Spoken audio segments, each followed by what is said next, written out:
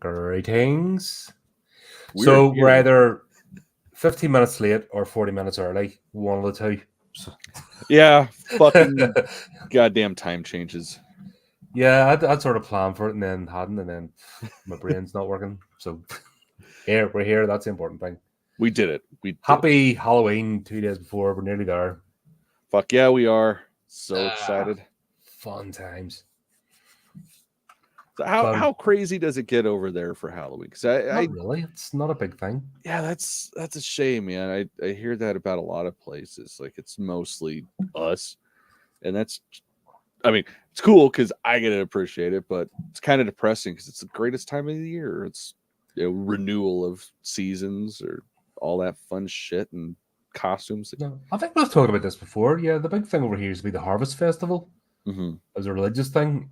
Oh yeah, where you guys burn like the Wicker Man and stuff. Yeah, and then don't get tourists this time of year anymore. Shame. They're useful. But yeah, Halloween they try to push it, but nobody plays. Oh, that's a shame. Just not a thing. Don't like fun over there. No, then the Guy Fawkes night, that's 5th of November. That's when all the fireworks go. And then, because over here, it's half the fucking Asian continent lives here. Diwali takes over a whole month. So that's fireworks for like every day. Oh man, fuck that. Yeah. That shit's so annoying. God, we had fucking fireworks last night. I ran outside with a knife because I thought there was a fucking shooting or something. Like one of my neighbors was getting rowdy. And nope, just shooting off fireworks. Like, so you brought a knife to a gunfight? Oh fuck yeah, always. I'm that dumbass. All right, okay, that works. Hey, I haven't been hit yet, so it is what it is. Probably too many people going, is he serious? And then by the time they stop and pause and scratch their heads, you're in there. Yeah, yeah. It's it works my favor sometimes being that dumbass. Oh man. Oh well, talking about dumbasses, I'm still off work. A couple more weeks. Freaking head's messed up with it now. Yeah, understandable. Yeah, especially your normal routine goes out the window. Yeah. Doesn't help the damn season changes. Always fucks me up. Yeah, no, same here because it goes super dark in the northern hemisphere. Just December, actually, it's not too bad now up to November, but December, January, absolutely horrendous. Yeah. Like, you do not know whether it's night or day. And it's not even for like in the sun. It's just that knowing what you're doing. If that makes sense. It really does screw your head. But say la vie, we are still alive and we'll go through it. Somehow we manage. Yeah, social media is banning us again and sending Russian bots after us now. Don't know if you. I hadn't noticed that. Yeah, even trying to share episodes and Facebook's the worst. Oh, yeah, I mean, that's not. But it's not even Facebook. It's third-party bots that they're encouraging. And you see that. And I went to their guidelines and stuff, and they're like, "This is disinformation. It's a fucking story, a fictional story. What's disinformation about a fictional story? It's right." It's like, yeah, that's what make believe is, you stupid fucks. Yeah, and then I go to look. And it's all in Russian, whatever the company is that's done it. And then they said, you have to email the company yourself. And like, what? What is this? That's so fucking stupid. It's getting ridiculous now. I'm getting pissed off with... I don't know what they're playing at. Because they're incentivizing these random companies because it must go by the click or something. Mm-hmm. So they're just going to click as much as they can or flag as much as they can to get paid. And then you're spending more time fucking arguing with... In fact, you can't even argue with it anymore because if you try to go back, it's the same as YouTube with the copyright claims. Mm-hmm. They basically say, yeah, they're accepted, but if you argue, it'll go twice as worse for you. If you try and say, this is wrong. Yeah. You're like, what type of fucked up system is this? Right, especially because it's all fucking automated. Like, gone are the days of being able to have somebody physically to yell at, and it's bullshit. Not even yell, but if you just go, I think there's been a mistake. Oh, you have argued against us, so we're going to come down twice as hard. And you're like, what mental... I don't know, man. Yeah. Well, it's so crazy too to hear stories of like other people experiencing that. Like there's a podcast I listen to that's done by a couple of filmmakers, and yeah, the one guy's company, they have their own YouTube channel because why wouldn't they? Mm-hmm. And there's been so many times that they've had their channel suspended because they've posted their own shit that they own, that they have the copyright for, but it goes against copyright claims. It's so fucking dumb. Then it's like 90 days of not being able to access their channel because they got to jump through all the hoops to prove that they own the property that they have. But some third party Yeah. clicked them for. Yeah, sure. Steve, one of our authors, sure, he gets copyright claimed for quoting his own book. Oh, I believe it. So if he quotes something from his own book, he actually gets struck for it, and you're like, what fucking mental world is this? That's so fucking stupid. But anyway, first episode of our newsletter went out. Yes, it did. I was reading that before we news. got on. And I got some shit to say about that fucking newsletter. Well, not so much the newsletter. Just that there's going to be a Lord of the Rings discussion without me. Well, you can join in, but you're never about. Yeah, fucking work. And stupid. Did you not notice? Oh, by the way, we're doing a series talking about Peter Jackson films. Did you not think it was going to get to there at some point? Like I was hoping we were trundling towards it, like just fucking 6 movies time. I just hope that one was going to be skipped over. I mean, it's sad enough not being able to talk Peter Jackson. I love that man, and like The Frighteners doesn't hold up at all, but it's still one of the greatest movies ever. It's not his movie. It's not a Peter Jackson movie. Dude, it's not him. We got Weta from that fucking movie. That movie broke Weta. Yeah, it's like, exactly. They were like, yeah, you can do the movie, but you can't use your own shit. And they're like, what? Yeah, it's like, I mean, that's how they became the great Phoenix that they are today. And we were talking about that. It was like a lesson. I think if he hadn't done The Frighteners, Lord of the Rings wouldn't have happened. No, absolutely not. Like that's if he hadn't have been fucking royally pumped up the arse, bent over, and fucking Roger senseless. Because you can tell, like, there's a movie trying to break out of a movie. Mm-hmm. That was our sort of discussion with it anyway. That just what happens to Peter Jackson when you fucking put handcuffs and ankle cuffs and fucking tie him to a wall? You know, you're directing this movie, but you fucking can't do anything. You know, he's probably just went after that. This is never happening to me again. Oh well. Yeah, I still love it though. It's such a bizarre, great movie, and it's so much of the time, but it's not. Like it's still a timeless film. It's so full of contradictions. But yeah, the fact that we got Lord of the Rings out of that makes it that much more magical. Yeah, I think it's one of them ones that needed to happen, just so he could understand how shitty fucking Hollywood is. Mm-hmm. And we're seeing it now that see if you're an independent filmmaker, you need to be hitting up cinemas and saying, I know you are going to be a bit dry come January. How about showing my movie? Mm-hmm.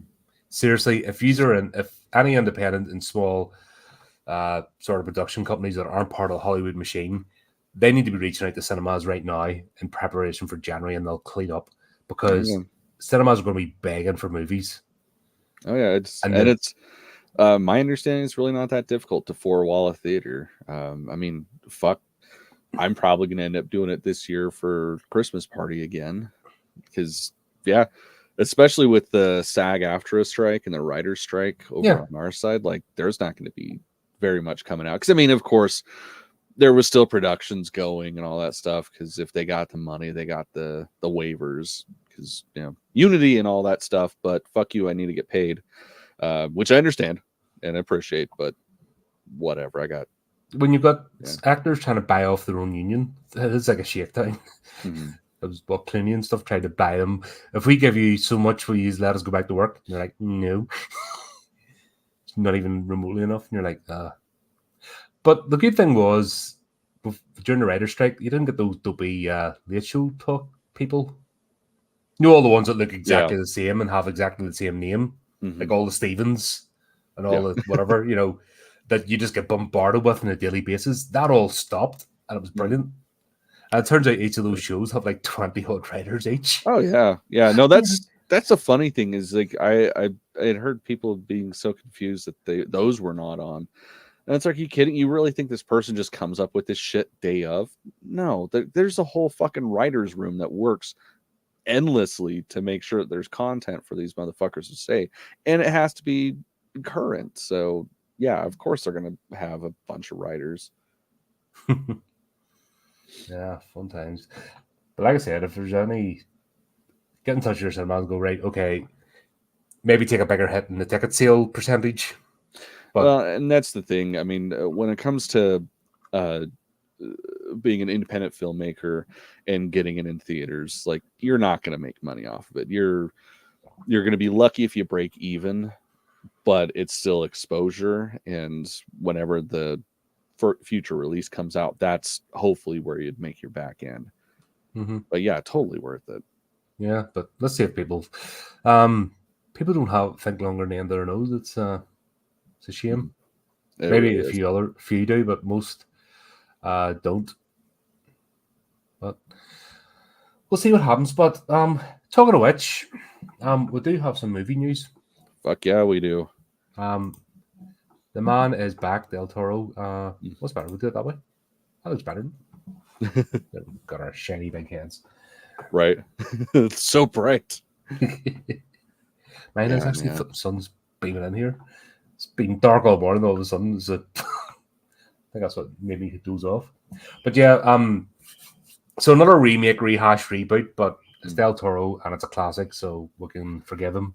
See, at first I was excited until I saw the cast list, and it's like, I fucking hate Mia Goth. Like, she is not a good actor. She is the same in every role. Yeah, I suppose in Pearl she was about she was like playing exactly the same character all over again. I didn't mind that movie, but there were certain bits you're like, what are you doing that for? And then when they dress her up in dungarees exactly the same as the other Maxine character, you're like, and she acts exactly the same, you're like, what is this? Yeah. Yeah, that's definitely an interesting choice. Kind of sort of Andrew Garfield's about the same. See, he's had some good roles, but he's kind of, I don't know, he's kind of drifted a bit in later years. Yeah, he's definitely one of those people that it's all about the role, like whether he's gonna be good or not. And Oscar Isaac, I like Oscar Isaac, so I can't bitch about him. Just the Mia Goth thing. It's like, why? You're better than that, Guillermo. Could be worse. Could be Rachel Zegler. Yeah. Weird. This Frankenstein's weird. Playing Frankenstein's wife. The patriarchy. Weird. Yeah, let's never talk about that again. For sake. At least the grumbles we have in the horror scene is nothing compared to other. Yeah, man. Other fandoms right now are in for a fucking treat. Yeah, especially like Disney stuff, man. They're trying so hard to be something they can't be, and it's just so fucking terrible. Nah, it's silliness. I just come with that company burns. Just you know that castle thing they have in the park. I just want to see that tower just crumbling like the Eye of Sauron, just right. Like the volcanoes or the rumble going. And all the little believers, the people that still believe, just getting crushed underneath it. Just we didn't know this was going to happen. God, blah, blah, blah. Yeah, no, that'd be hilarious. Like they just don't know how to make a good decision anymore. It's like the whole Star Cruiser thing going under because they thought they were going to make more money than they did. It's like, hey, fucking idiots. Prices are charging people and people are getting squeezed more than ever, but those raise prices. Oh, yeah. Dude, I got some friends that went a couple of times. I mean, they loved it because it was Star Wars, and if you're really into it, it's fucking worth it, I guess. But yeah, the amount of money, like it would take me years to save up enough to go do something like that. Because if you show up expecting to pay less than like $3,000 just to have a little bit of fun, you're fucking bonkers. So it's no wonder why that those sort of places as well. If you don't, you know, what I mean, you might scrape together to go in, but if you don't have the money for the add-ons, you're just having a miserable experience. It's like if you don't have a couple of $100 at least stuck in your pocket for going around a convention, you may as well not go. Yeah, no, pretty much. Because that's part of the experience, you know. Or else you're just wandering around aimlessly, not being able to do anything. Yeah. Yeah, that's pretty much how I look at it. Yeah, but unfortunately, people don't know. These people at the moment just in the little central bubbles of places, same as companies as well. Just everything's just it's moron season. Yeah. Yeah. And common sense just got hoofed out the window. Oh, there's Chris on. Did you guys hear about the hard director Scott Derrickson? Oh, Mr. Sinister, who survived 2 home invasions and made a movie about it, Dreamkill. Yeah, I hadn't heard about that. No. Huh. I will actually have to. I haven't heard much from Scott Derrickson in a while. Last I heard was when he was involved with one of the Cows and Capes things and then pulled out of it, and Raimi had to take over.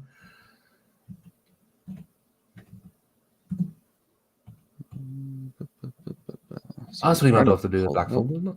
What's that? That's the last thing. Yeah, the Black Phone. That was the last thing I heard from Derrickson. Yeah, I haven't heard much since. But yeah, that's okay. So that's wait. Yeah, shit. That just barely dropped earlier this month. The reveal of that. Oh, okay. So it's in VHS 85. That makes sense. I haven't seen that yet. I kind of gave up on the VHSs like 2 or 3 in. Oh, right. That's a fine footage shite. I guess I'll have to check it out. I didn't realize that he had a segment in it. All right. Yeah. Nah. I just. Well, it's so hard with those movies because it's an anthology series. So theoretically, you're gonna at least like one, and you get like little 10, 15-minute segments. But the problem I've had with those is there's such little. There's not really much of a through line, so it doesn't make sense for those movies to be together. And it's like if you have an anthology and it doesn't blend together properly, then what's the fucking point? Just release some short films. Yeah, it's like anthologies and books as well. If you don't have that tied up and people don't understand the vision and just throw mud at the wall, it can be really hard to read. Like you jump from chapter to chapter and you're just getting a completely different story and tone. That's why I find anthologies actually hard to read sometimes, even though I enjoy the idea of just little segmented short stories. But if there isn't cohesion and people don't have an idea about what it is they're doing. See, the one that gets me is when you'll get an anthology where like half the book is one story and then the rest is like a page or 2. Like it's such a weird dynamic. I'm reading one right now that's like that, and it completely blew my mind when I finished the story that I knew from that anthology because it was adapted into a movie. And then the rest of the book is just like 2 or 3 pages of random shit. And it runs the gamut. It goes from being like a traditional narrative to being a poem. And it's so weird. Yeah, good. No, you have to be really careful. You have to treat the whole thing like a story. Mm-hmm. And you have to be clear about what parts you're giving folks. But I like the first Scare package. That was a good one. Yeah, fucking Scare package. But then that was built into a narrative, and the same as like the Tales from the Dark Side. Because of the Mortuary Files and Mortuary. Yeah, we did that one. Brilliant. So you have the stories, but they're built into an overall narrative, so it works. And that's why like Clive Barker's shorts are always so perfect because there is a through line, even though sometimes it reaches a little bit, but it still all goes together. I feel like somebody that can just do batshit crazy, like completely different stories that don't tie together and it still works is, Stephen King. Like I love his short story books. Yeah, they're so random as well. Sure, actually, Flipper's Animal as well. Yeah, books. I think I need to get a device. I'll get a VPN on the device so it don't mess up the rest of my network. And try and hunt that down because it's so hard to get stuff over here now. We're getting squeezed more and more. Yeah, I don't understand it. It's so fucking politics. dumb. There's shitty politics going on in the background. It's just sort of stuff, and you're like, okay, whatever. Well, and then people wonder why piracy is such a problem. That's like, it's because people don't have access to it that want to pay for stuff. You fucking idiots. Yep, but this is back to the whole conversation. There's a group of morons that run things right now, all across the board. Companies, you name it. It seems to be the biggest idiot with no common sense. That's the person in charge. And everyone else is just trying to get on with stuff, and you're just trying to get on with your daily life and be productive, and then you've got these people just going, we're good over here, but that's nothing to do with why we're actually here to do this, but blah blah blah, and that's when that's happening the world over, and not just like doesn't matter what industry it is, doesn't matter whether it's government or private, it's everywhere at the moment. It's a clown world, and folks that just actually want to knuckle down and baby doctor for being pulled left and right because of these muppets with their heads in the clouds. That's where we're in, and that's why nothing works. I mean, nothing works right now. It's pretty much. It's not even grumpy old man thing. It's nothing bloody. You can't even get the holes filled in the road, right? But then you see some monument or thing goes up that could have filled in the entire with the same money that from that pop because somebody has a bright idea. It's just all over the show. That's freaking daft. Oh yeah, no, probably one of the funnier ones around here. There's a random ass town. Like why it's them, I don't know, because that's not even the place where the the infamous golden spike was laid.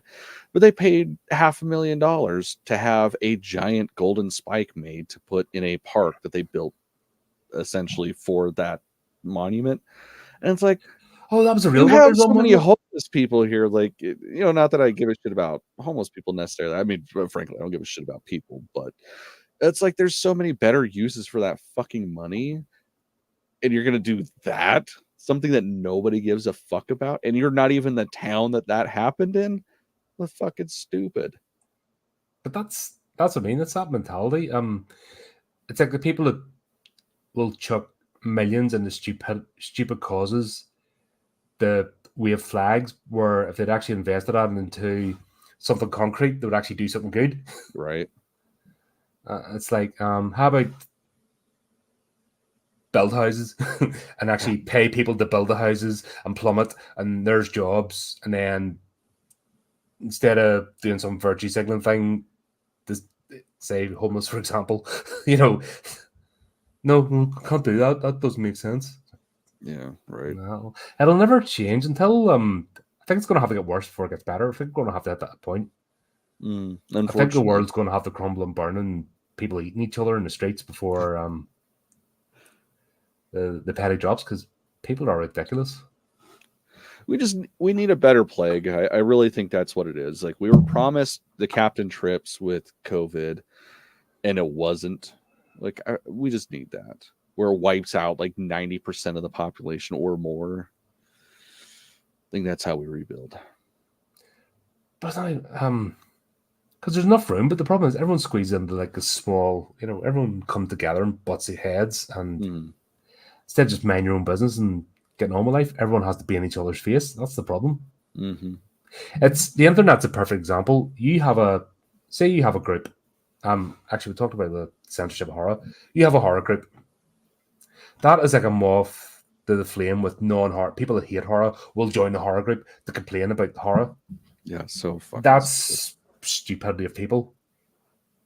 People will see something and it's nothing to do with them, not impacting them at all, but they will go into there to go, no, and it'll never change. Yeah, unfortunately. But hey ho. But yeah, So Frankenstein. Frankenstein, yeah. Pretty stoked if somebody can do a classic or universal classic monster. It's definitely Del Toro. Like, unfortunately, we'll never get his Creature from the Black Lagoon. I mean, we kind of got it, but not really. So I think this next best thing. Yeah, he's one of the few. Like, we've got a handful of directors, let's say, in the whole movie making machine, and he's one of them. Likes of him, Jackson, Raimi, Tarantino, though he's retired now. So, but there's like a small band of actual artists, that have a vision and still care about what they make. Fucking even Romero's trying to make stuff before he pops his clogs. He's putting stuff down, and you're like, and everyone else is just coining it in the fast food chain. Mm. There you go. Be interesting to see how this turns out. At least we know we're getting some movement on it, because this has been talked about for a while, and it bandied back and forth. And at least they're not using the stills from my Frankenstein. Yeah, that would be quite infuriating. That was horrendous. Or I never saw it. I thought about it. I was like, "Fuck, I should just pull the Band-Aid." But yeah, I'm glad I didn't do that. I watched this so you didn't have to. That's so disappointing too, because he is a great actor, but I don't know, man. It's something about just those stills. It's like that looks wrong.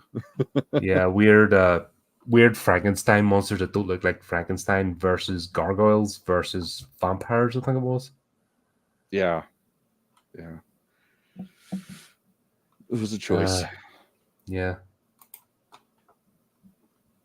But sure. We're getting something else even more daft, which I really don't know. I really don't know whether to be impressed or. Dude, I am so fucking excited. When you sent me this article, I about shit myself. Like, yes, we need this movie. That's what this day and age needs. Zombie plane. Fucking zombie plane. And I swear to God, if they don't get Sam Jackson in this to say the fucking line, they've wasted their lives. Like, this is, I mean, that's what we talked about this. So we're getting zombie plane, Chuck Norris and fucking Vanilla Ice playing themselves. Like, it's they're trying to Bill Murray. They're trying to out Bill Murray.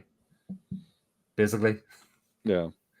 They're trying to take that scene from Zombieland and be like, we can do that on a plane, because so fucking good. I mean, it's such a stupid premise that they can kind of do whatever the fuck they want with it, and I'm gonna be so stoked. Well, it kind of shows, like, he has Chuck Norris has a sense of humor. Oh yeah. Was it the second or third or fifth? How many Expendables have there been? 90 of them? Yeah, there's probably somewhere in the upper. Well, he appeared in one of them 300s and told Chuck Norris jokes. Yeah, because I mean, you've been in the industry for what? Like, he's in his 80s now, isn't he? He's pushing. What's that? He's in his 80s now, isn't he? Yeah. So it's like, when you have that kind of cult following and just that, like, you're almost a living legend, like, you got to have a sense of humor. And I think the legend of Chuck Norris became more than his actual work. You know what happens to some folks? Adam, I agree. But it's not the joke, actual. Man. It's not Chuck Norris himself. It's the legend of Chuck Norris took over. I don't know. I've always thought it was funny that everybody's so obsessed with him. It's like, one of his greatest movies, he gets killed by Bruce Lee. Like, he's not that impressive.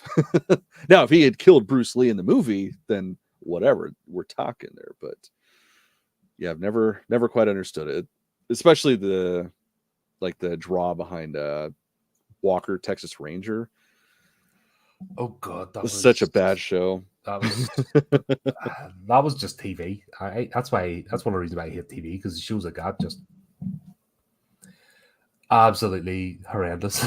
Yeah. I just got dafter and dafter. Like, it was one of them ones. There always it's like a Saturday. I don't know. I just think my entire TV watching is Saturday afternoon. Yeah, Whatever man, that happened to was be always the on, best. whatever happened to be on a Saturday afternoon at whatever time. That's the only time I seem to have caught TV because the rest of the time I was busy doing stuff. Well, and it's like that was like the magical, especially like the early '90s. Saturday afternoon was usually the best. I mean, it's some of my most memorable parts of watching TV in that era was the Star Wars documentaries and shit. Like they'd have hours of Star Wars shit, like the behind the scenes stuff, and that was like as good as it got. Everything else was kind of trash. Mm-hmm. No, it was the only time I could tolerate. Like back in the day, Werewolf, the A-Team. What was the other one? Oh, the end of the wrestlers start getting involved. Who was that idiot? Did the thing in the boat. What? Yeah, it was one of the wrestlers did a TV show about him superpowered boat, and then all his wrestler mates jumped in as villains. I have no idea what that is, but I need to watch that. Hulk Hogan. All right, I'm fucking looking this shit up right now. It's a boat. Hulk Hogan boat TV show. The boat could turn invisible and do weird shit. Thunder in Paradise. That's the one. I need to find this. I mean, that was all the cheese, fucking lured on top onto a TV show. Yeah, yeah. My God. I was Saturday afternoons. That was all the daft. Dude, looking at these pictures, like, I don't know how I missed this. That is fucking, because I mean that was like prime wrestling era. Oh god, yeah, that was I didn't even tried watching wrestling when it came out and I gave up I started having aneurysms. Especially when somebody thought, let's let the roided retard speak. Oh, then my brain just started bleeding. Oh man, you can get it on DVD for $20. I think I'm gonna do it. I think he's the last sort of wrestler that actually showed signs of having a personality. Because I don't think he took himself like he played his character, but he didn't take it too seriously. Oh, yeah, I think he was kind of mellow, especially in that era. Because I mean, you get the likes of the Macho Man Randy Savage or the Ultimate Warrior. Like, it was an interesting time for wrestling. It was the best time for wrestling, in my opinion. But it was interesting, definitely. Yeah, God, then you got the edits now, like Big Dumb Johnson plating the screens. It's like, gee, hurry up and overdosing something now. They step on your roids and just fall off a cliff. Right, heart should have exploded by now from the roids, right? Yeah, because the sooner his publishing team stops promoting him, he disappears and we'll never hear from him again or remember anything of his work. He's like a grain of sand in the eye, just always appears. You're like, why are you on my screen when I? Who is it I'm trying to... Every so often, social media will fire someone in my face randomly that I don't even watch. And it doesn't matter how many times you unclick and not interested, they seem to want to bombard you with it. And then by the time you think, finally they're gone, they'll throw someone else in your face. Just like, go away. I told you what I like. Right. Stop with the crap. So I always end up getting like animal rescue videos, but like the brutal ones. Watch birdie videos and stuff. That's why I fucking hate social media. It's like, I don't want to see this. That's gonna ruin my day seeing a tortured fucking animal. Especially because half those fucking things are just like PETA, where they do the shit and then video themselves rescuing the animal. I hate that organization. Yeah, no, they should they should get in a snap fight with Alf. Because Alf will win, and that would be beautiful.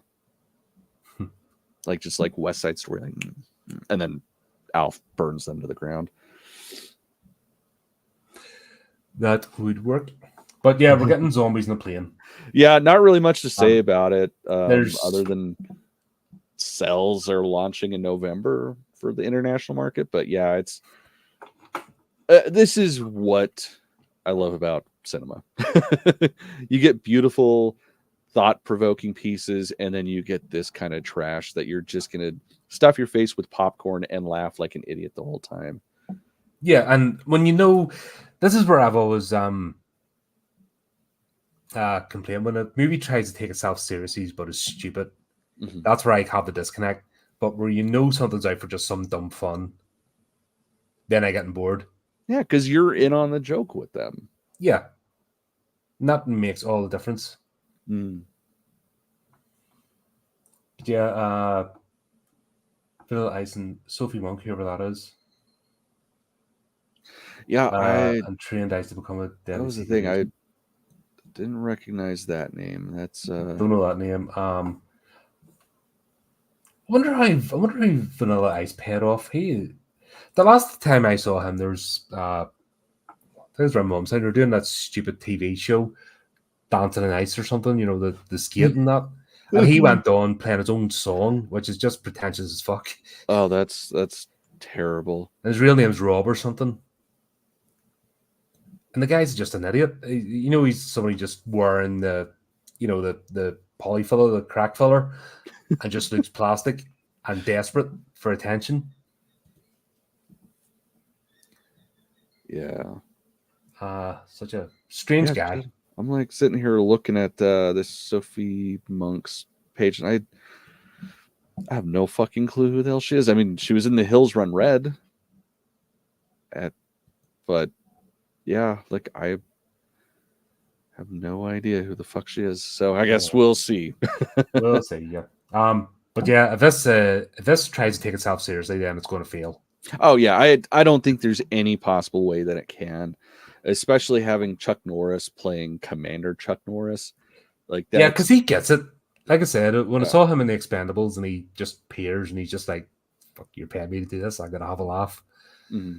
And we're all like, "Yeah, man, you get it." Well, all these other out of has-been actors are trying to resurrect their careers. He's just like, I don't give a fuck. I saved my money. I didn't blow it. And right. You know, I made hay while the sun shone, and I'm just retiring gracefully. You know, while all these other fucking morons are just desperately trying to hold on to stuff. Right. In their glory days, he just walks on like, yeah, okay, I'll dander on and say some stupid words and fucking see you suckers.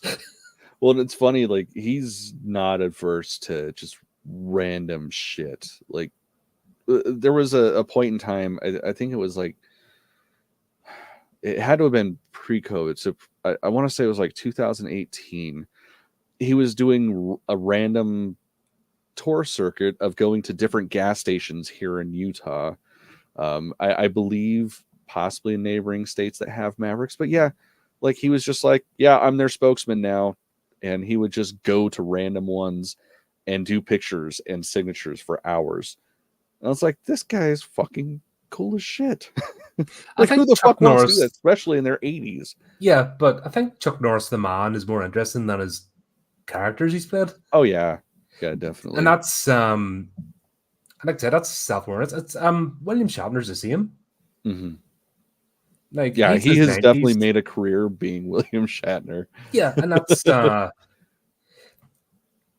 I think that's why there's such a jealousy amongst, because there's so many people try to do that and they fail because they don't have any personality and they don't because they'll talk to people. Mm-hmm. I mean, they'll actually engage with fans and stuff and get in on the joke. Mm-hmm. And that is rare in the likes of Hollywood. Yeah, it's people taking themselves seriously. That's like the biggest travesty they could do. And you notice anyone who's a living legend, so to speak, that don't take themselves seriously, and it's that connection that makes people then big them up bigger than what they are. And it's not the mistake or whatever, because that's gone now. Like the movie star is gone, thanks to social media, because we all know they're dickheads.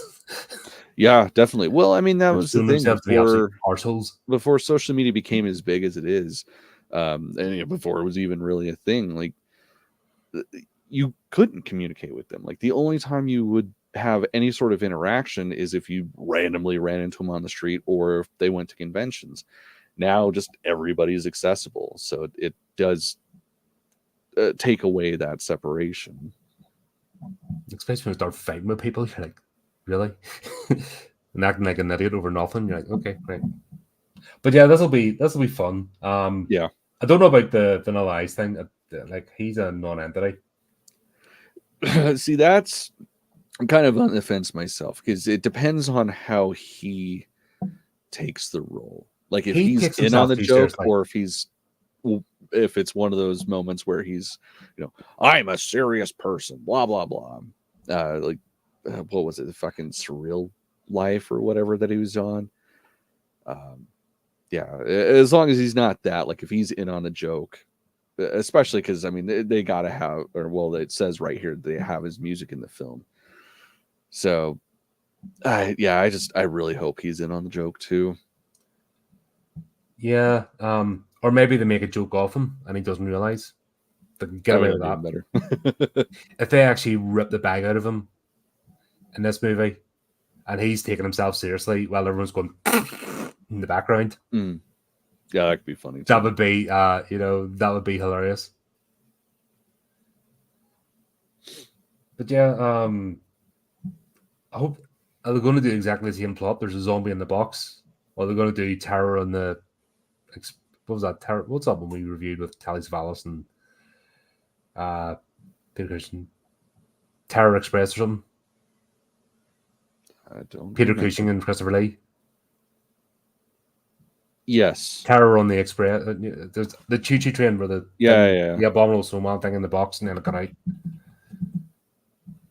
Yeah, I'm trying to remember what. Terror and Express are in the title, and I can't remember the rest of it. Yeah, I'm looking up right now. Yeah, that one. That's how they do it. Oh, it's just Terror Express. Terror Express. I knew the two words were there. Yeah. I thought there were some words in between. Same. But yeah. Yeah, that was an interesting movie. Good old Peter Cushing. What here? We don't get those commercials, thankfully. Just rescue dogs. Yeah, but I'm immune to sad charity voice. Sad charity voice does not have no effect on me whatsoever. Yeah, when it comes to animals, man, it kills me. And why can't they bring back the good Subaru commercials of dogs driving their cars? Like that shit was good. Yeah, I don't know. We're like going to get hot dogs with wiener dogs. It's those were fun. Yeah, and Chuck Norris is the peanut butter. What age is that guy? He's in his 50s. I bet you Vanilla Ice looks more burnt out now than Chuck Norris will. Oh, probably. Just that sort of person, Yeah, there you go. That'll yeah, it'll just have to be the zombie getting out, and obviously. Oh shit! He was born in 1967. Are you Vanilla Ice? Yeah. Yeah. So whatever the math for that is. He's in his 50s though. Yeah. That's fucking funny. Suppose we'll do this one because I know it's shared this link just off in the cuff. But yeah, looks like we're getting Terrifier 3 this year. Well, I thought that was just the trailer. No, we're getting Terrifier 2 appearing in cinemas in November and getting the teaser trailer, but I think, what was it?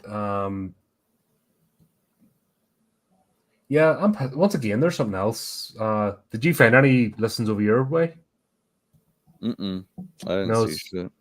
So this is going to be one of these, maybe it's only one or two chains are doing it, but first 100 people in get a Terrifier 3 poster. Yeah, I've been trying to find shit. I haven't seen anything. All right, so 1st November, Wednesday, not Wednesday. This Wednesday. Keep an eye out on your cinema listings because they're re-showing Terrifier 2 in certain places. What you're going to get then is the teaser. They're saying it's a teaser trailer, but it's over 2 minutes long. That worries me. Oh shit! Considering how long Terrifier 2 is. Totally screening near me. I might have to play hooky from work. Well, shit, I don't know. I don't know if I could sit through that movie in a theater. Like, Terrifier 2 was not good. No, it was fucking It was an hour too long. Yeah, but that's what I'm saying. They're saying the teaser trailer is 2 minutes long. That's worrying me, considering Terrifier 2. Yeah, right. So the teaser trailer is 2 minutes long. That means that this part 3 is going to be like a 5 hour. Dude, I hope not. I like the thing is, I can appreciate the fact that this man made it all by himself, and I think it took him like 5 years to do and release Terrifier 2, and working outside the studio systems. That's fantastic. That's what everybody hopes to attain, but having somebody to kind of rein you in would I feel like it would have made the movie a lot better, because there was a lot of shit in there that did not need to be in there. Yeah, well, we did the whole deep dive, we did the whole series, and we'll really right from the very start, we did the Ninth Circle, everything right up the Terrifier 2, and that was the thing. Just there's no need, because when Leone is short and punchy, that's where he's at his best. Doing this like extravagant, I think my theory was that he got more money than he thought, so he thought he'd have to plumb it all into making that one movie instead of holding back or making promo material. Like Clown Cafe should have been promo material. They should have been teasers on the internet before the movie came out, and not actually part of the movie, in my opinion. Yeah. But if you think those little segments of the Clown Cafe, they would have been brilliant on their own. Yeah, if that was the trailer, like it doesn't tell you shit about the movie. Exactly. And it just makes you more interested. And you get to see some of the characters. Yeah, you get to see oh god, I forgot her, Lavera. That's the actress's name, but her character, you see her in it, so you get the bit of a hint. Yeah, it's going to be in it. So they would have been perfect, like 4 teaser trailers before the movie came out, and then not actually been in it.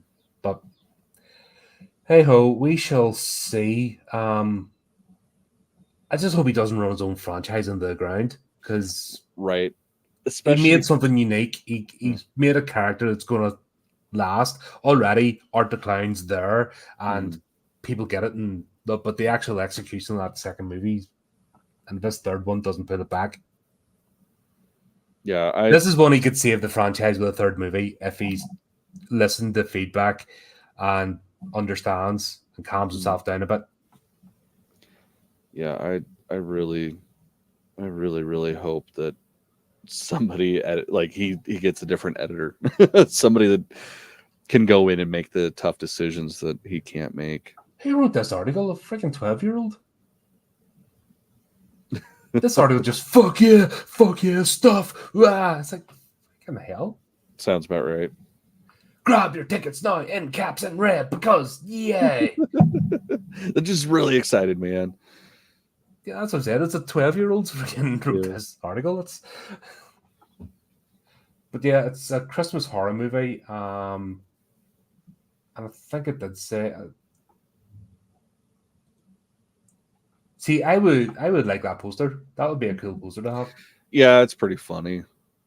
But the scalpers are going to grab those. Oh yeah. So it's either going to be this December or next December. Well, I thought it was slated for next year. I don't remember. The world premiere is Terrifier 3. That's the trailer. It's not saying. They're saying it's a Christmas movie, so you'd imagine,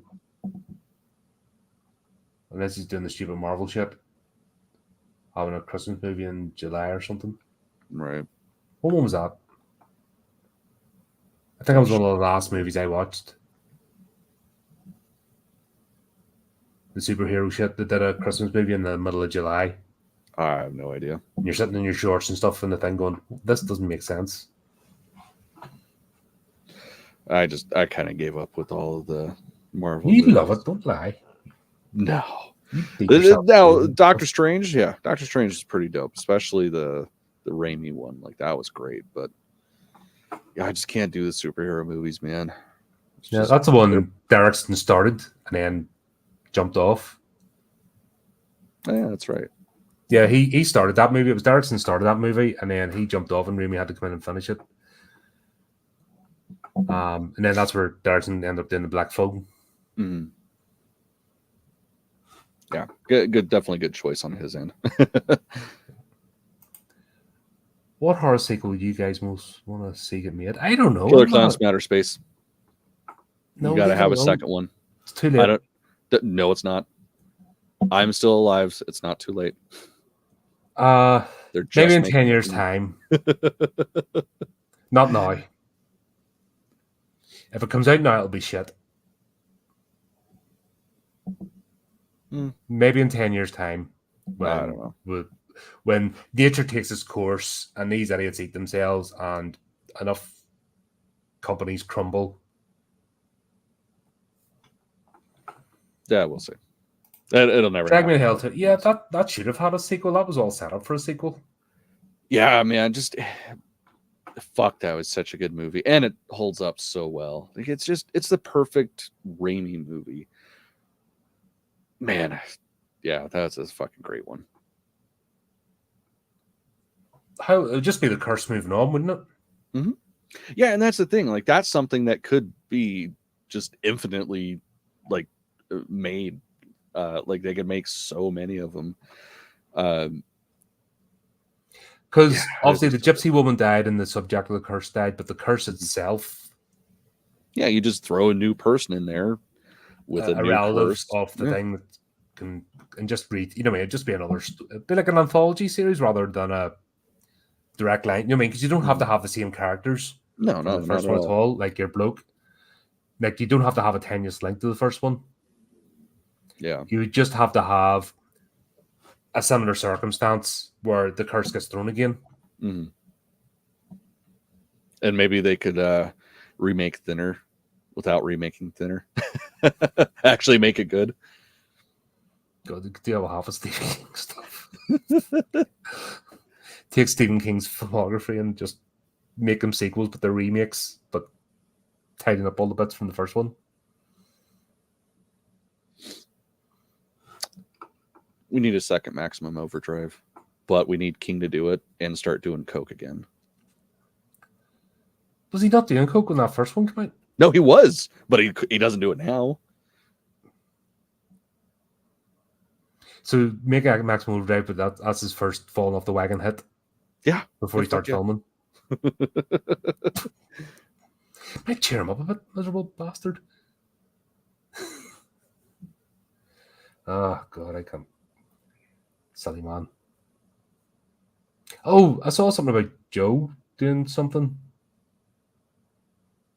God, what was it? I literally read it this afternoon. I've forgotten. Something about his comic or something. Which one? He's cancelled his comic. He's not doing his comic run anymore, and he's doing something else. Huh. I kind of glossed over it.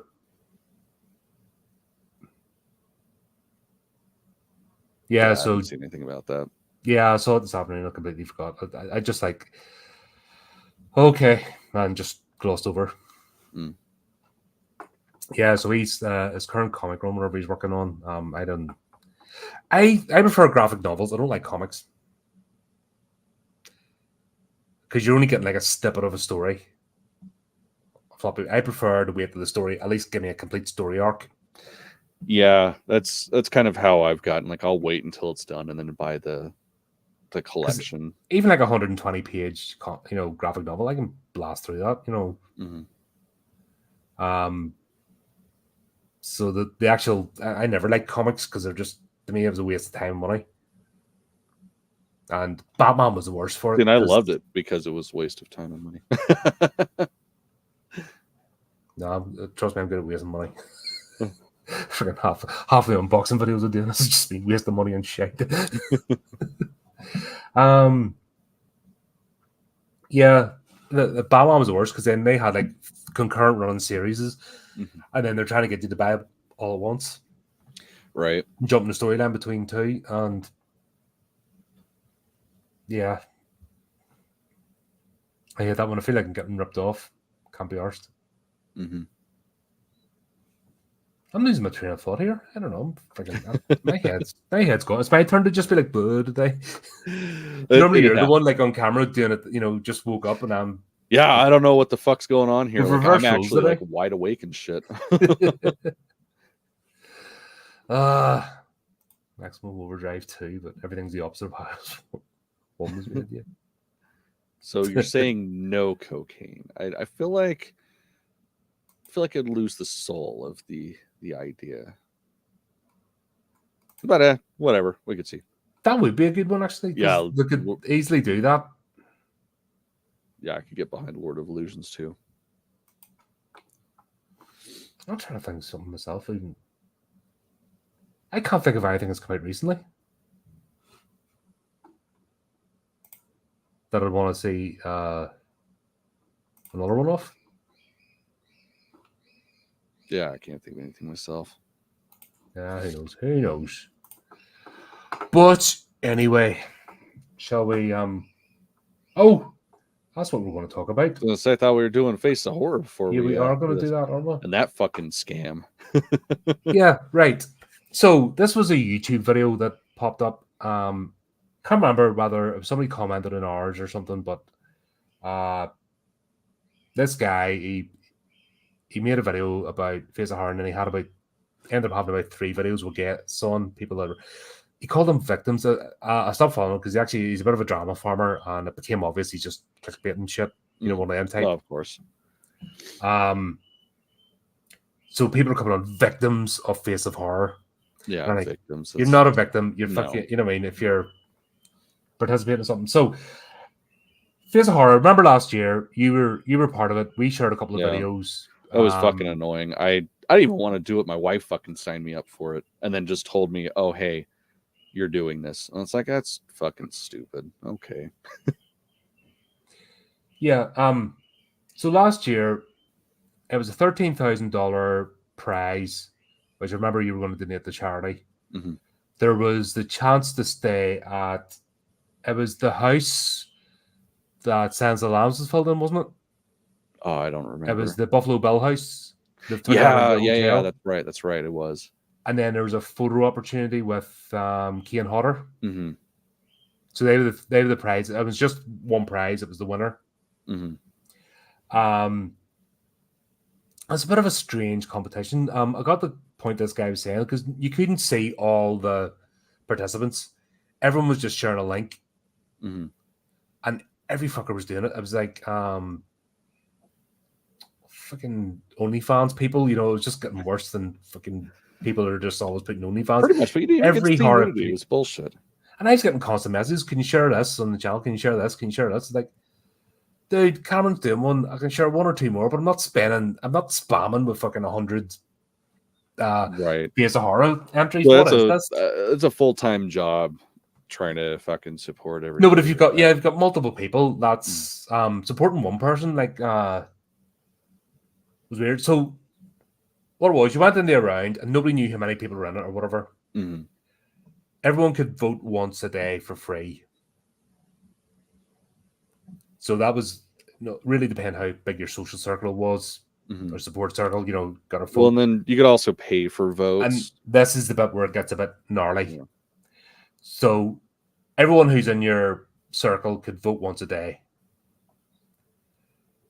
and that's fair enough. But unless you bring more people to your table, you're kind of stuck. You've got the people you've got, and that's always going to be a diminishing return because you got the initial startup, and then people are going to get fed up because it went on for ages.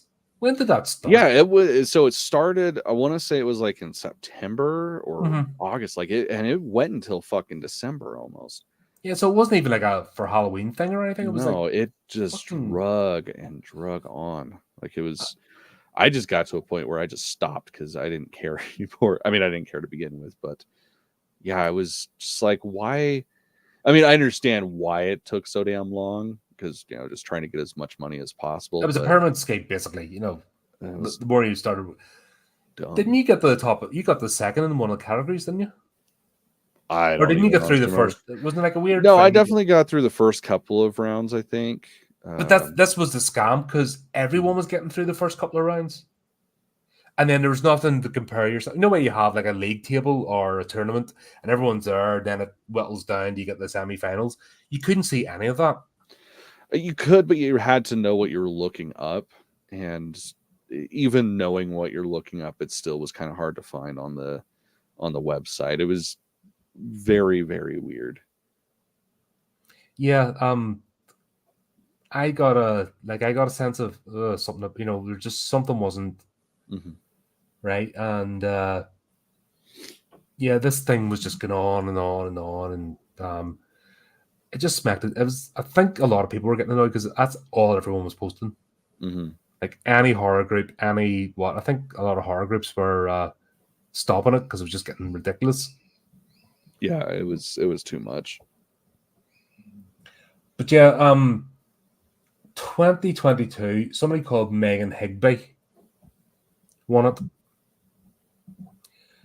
And she's some sort of burlesque dancer or something. But here's where it gets a bit weird.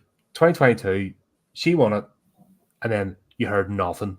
And you think when the competition they got, I've won, blah, blah, blah, all over social media, silent. And I went and did a quick search for doing this stuff, and not even a sign of it. You would think that there would at least be the picture with Kane Hodder. Right.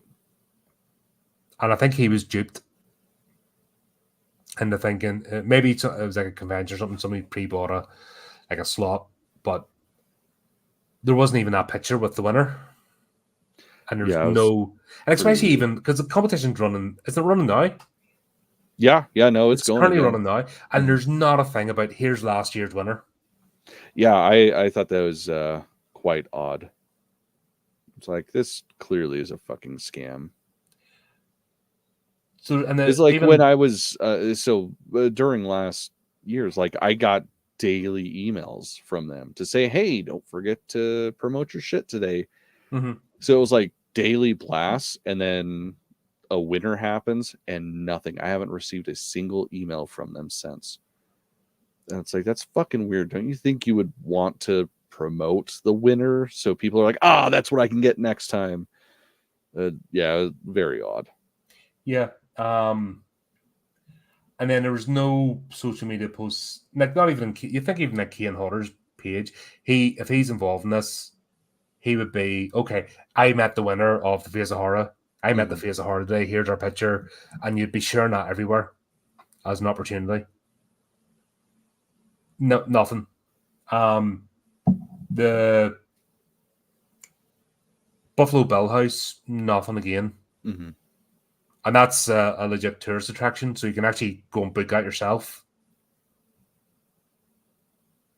So that exists. It's a thing. And even them in their page as well, we were glad to host the Face of Horror. Not a thing. It just under the carpet. And the fact that it's appeared again this year and no reference to it, as in here's what last year's winner enjoyed, and all these organizations from last year promoting their stuff on the back of it. That was pretty weird to just start submissions but not show all that stuff. Yeah, I haven't seen as many. I've seen a few posts, but I haven't seen as many people this time. Thankfully, and I posted the video to our contributors, not just basically to say to people, watch what you're signing up for. Especially when it involves paying for votes, like that's and it's apparently it was only 25. When you looked at the thing, it's only 25% of the revenue goes to the charity, and even the charity, I can't remember what it was. I remember it was something about. So they had an official charity. I know you were going to give it to the animal shelter. That was your thing with the prize money you were going to do with it. Yeah. But the actual official thing has a charity that's supporting, and even the charity itself. The fact that I can't even remember, and it's not all over the place. Like a charity be going, thanks very much for the check of X amount. Oh yeah. It was the B+ Foundation. So it was helping families that have kids going through cancer and shit. Yeah. Not a word from them. Yeah. And you would think something like a charity, if its name's being used, it would be up in arms or saying, here, where's our money? Because charities, when they don't get their money, are like, they're worse. That's worse than taking a loan from the mob. Oh, yeah. Very, very strange. Hopefully nobody's got... how much would you set aside to pay for votes for this, because obviously if you're paying for votes, you're not going to get your, it's going to cut into the potential prize money if you win it. It's a bit of a I wouldn't spend shit. No, but there's people that do. There's people that desperately need to be, want to win, or would need to be this. You know what I mean? It's that sort of person that would, get hooked in this sort of thing. Would actually pay for votes or be harassing people to pay for votes. Like, how much would this be worth paying compared to what would you go to? Say Kane turns up at a convention, for example. I don't even know what the prizes were this year. I didn't look into it. I just looked at what happened last year and the fallback to see, and the fact that it just went completely radio silent was so strange. Yeah. Well, it's like if you want to meet him that bad, he does a lot of conventions. Yeah, that's what I mean. So how much would that cost? Like I think I'm trying to remember because I had him sign his autobiography and I think Holliston, and it cost me like $70, and then the photo op was $50. It's like, just do that, and you probably get just as much time with him doing that versus trying to win this fucking competition that takes months and months and months. Yeah, because when you think not even paying money, but the amount of time. Like, it was a ridiculous amount of time you had to pump into this thing. Oh, yeah. Yeah, and that was, like, I didn't hop on often, but, man, even just trying to remember to do a 30-second video each day, like, that was planning, that was setting aside the time to actually do it. Like, that's a lot of fucking effort. I'm well aware. yeah. Not that you would have any idea.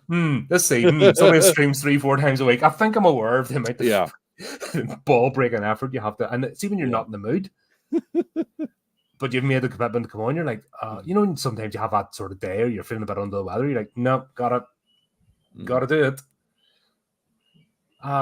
Yeah, it's work. People think this is all laughs and jokes, which it can be, but you have to do all the work to make it the laughs and jokes, right? Yeah, and keeping that energy. How do you keep people hyped for that long? Yeah, I don't get it. Yeah, very, very strange. What I would say personally is just watch what you sign up for. If something's I bet it's something asks you for either a joining fee, which I know this didn't, but usually the red flags are if there's a joining fee to take part in the competition, fucking stay away. Because there's loads of those going about. This also seemed to be bombarded with a lot of OnlyFans people and non-horror folks just dressed up in Halloween costumes. So there's people just jumping on this. So there's no guarantee as a horror fan, something gets specific that you're going to get a chance. If it's all about popularity or there's a prize money, you're going to get bad faith actors. So you got to ask yourself, is it worth it? And with something else, do you need that adulation? Like you even got burnt out and you were collecting for a charity, you know what I mean? And it just seemed like a bit of a laugh, but you said yourself you got burnt out doing it. Yeah, man, it was. But there's people that would get addicted to that sort of stuff, annoying, and would actually be destroyed if they didn't win. They put their whole, there's people that put their whole personalities in that sort of stuff.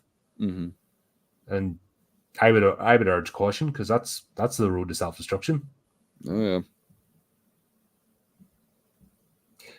So it was an interesting comment made, and I'm seeing it a bit. Like I said, from the original video that put this across my radar. Do horror fans need to be the biggest horror fan? Is that a thing? Is there a competitive element just to being a horror fan, that I must be the biggest and best or the most spookiest, or is that part of the culture? I don't feel like it. Like, we used to have a horror convention that happened once a year here, and it was never that way. Like, anytime I went there, it was just like, you'll get that with more mainstream stuff. Like, you go to like a Comic-Con or whatever, and yeah, there's always, I am a bigger nerd than you sort of, dick pulling out contest bit. Yeah, It's and I like with could never horror be arsed fans, with that. it's like you're just super excited that there's somebody else that's fucking weird like you. Are we getting them fit? Because this is something I've been warning about, and the reason I've started having like the topical discussions and stuff. Are we getting infested now with the same idiots that are causing all the shit in other franchises? Have they nowhere else to go and they're starting to come here and bring their crap with them? Has this been starting to happen over like the last year or something because everything else is burnt down? I don't know, maybe. I mean, you'll of course get that crossover occasionally, but well, it's the same with the alt community, and I hate that fucking term, but everyone looks the same and they think that, oh, right, I wear black and blah, blah, blah, so I will automatically fit into everything, where each is its own niche, and there's a reason why it's a fandom, and you don't have to be, and people then try to impose that thing that you must be like me to like this thing. Same with music and all. It's like, you can like whatever you want. It's not a fashion club. Right. But you think it's these sort of people that's all they have is how they look and how they dress, and they've nothing else to their personality. And they're just looking to take over something. I can definitely see that. And horror has always been the one that's managed to avoid most shit. Let's be honest. Like every trend and fucking whatever going on, horror's sort of went along doing its own thing. And even during this like culture war shite, we've managed to keep out of it for the most part. It's only recently that people are trying to fucking make inroads because they've nowhere else to go. Right. And do you think that's sort of I must be the biggest, baddest, like nerd thing is now coming in here? Or they're trying to? I mean, I haven't seen it, but I wouldn't put it past people to have that happen. I'm not saying they're being successful, but I'm just saying is the attempt being made? Because right, there we go. They won't, because when you understand horror fans, you kind of fucking you're wasting your time.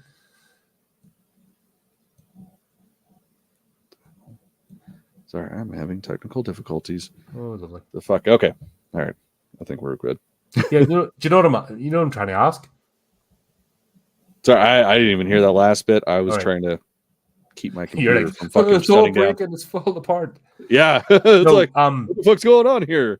Damn technology. Okay, so what I'm asking is, these sort of Muppets that stir shit wherever they go, they're running out of places now because they're burning their bridges and stuff. Are they trying to bring, and is this a facet of it? They're trying to bring their shit into horror, which I've been keeping my eyes open for. I mean, I'm not saying they're succeeding, but is the attempt being made? I mean, that's like an always type thing that's there. There's always going to be people that think I can break into this and make it my own. Like, yeah, that's nothing new. It's just usually most people can smell shit a mile away, and it's usually an individual basis. What I'm saying is it more concerted now? Is there more concerted effort being made? And I mean, not that I see, but I try to remove myself from the world as much as possible. Fair enough. No, it's like I'm trying to keep my finger in the pulse because someone has to, I suppose, because we've seen what's happened everywhere else, and I just don't want to happen in here. And there's always been good spirit. You know what I mean? There's always been a good spirit with horror fans. There's always been acceptance. Don't need to say it. And people collect stuff, people show it off, but I've never seen that hyper competitive like comic book people. I've got issue 1 signed by blah blah blah, and it's in a fucking steel case, and I'm better than you, and I got this movie prop from blah blah blah, and I'm better than you, which always put me off like the mainstream comic stuff, like the culture or interacting. That's why I've always like skirted around it, if that makes sense. Yeah, I've never had an interest because just you see those sort of guys and they end up fighting with each other anyway. They just can't help it. They get in a group and they're friends for a minute, and then sure enough, they're tearing each other apart and they're stabbing each other in the back and they're trying to be the big ding dong. And they'll smell through the teeth if somebody say successful creator wise. They do that, and I'd hate to see that getting taken hold here because horror's always managed to do without that. I don't know, man. I don't really ever see that happening because the thing is, like, again, you'll always get those shit disturbers that show up in any community, for lack of a better term. But it's the people that enjoy this and are true horror fans. They just mind their own fucking business and just kind of let these people do their thing and then just kind of fuck off to somewhere else at some point, because that's usually what happens anyways.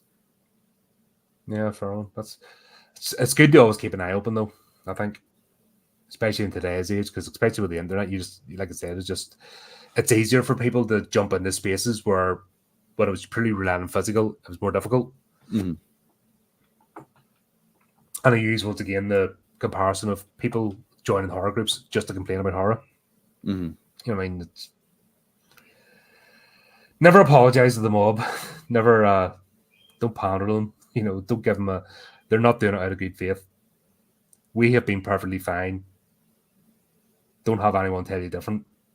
Right. No, that's all I'd say. You know, if I have any sort of messaging with horror, is like, we've done all right.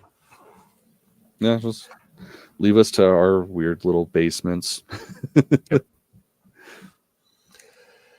Right. Shall we talk about this movie? Fuck yeah, let's do this. Let's do it.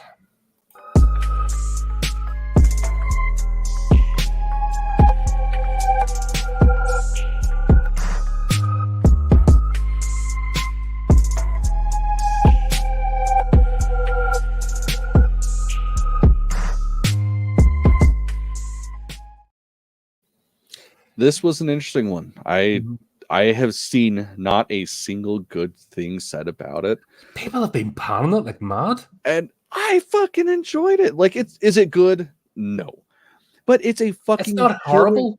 It's a children's horror movie based on a really bland game. Like, I've played the first one. I haven't played the other ones, but it's like this was the best case scenario that they could do with something that really there's not a whole lot of substance to.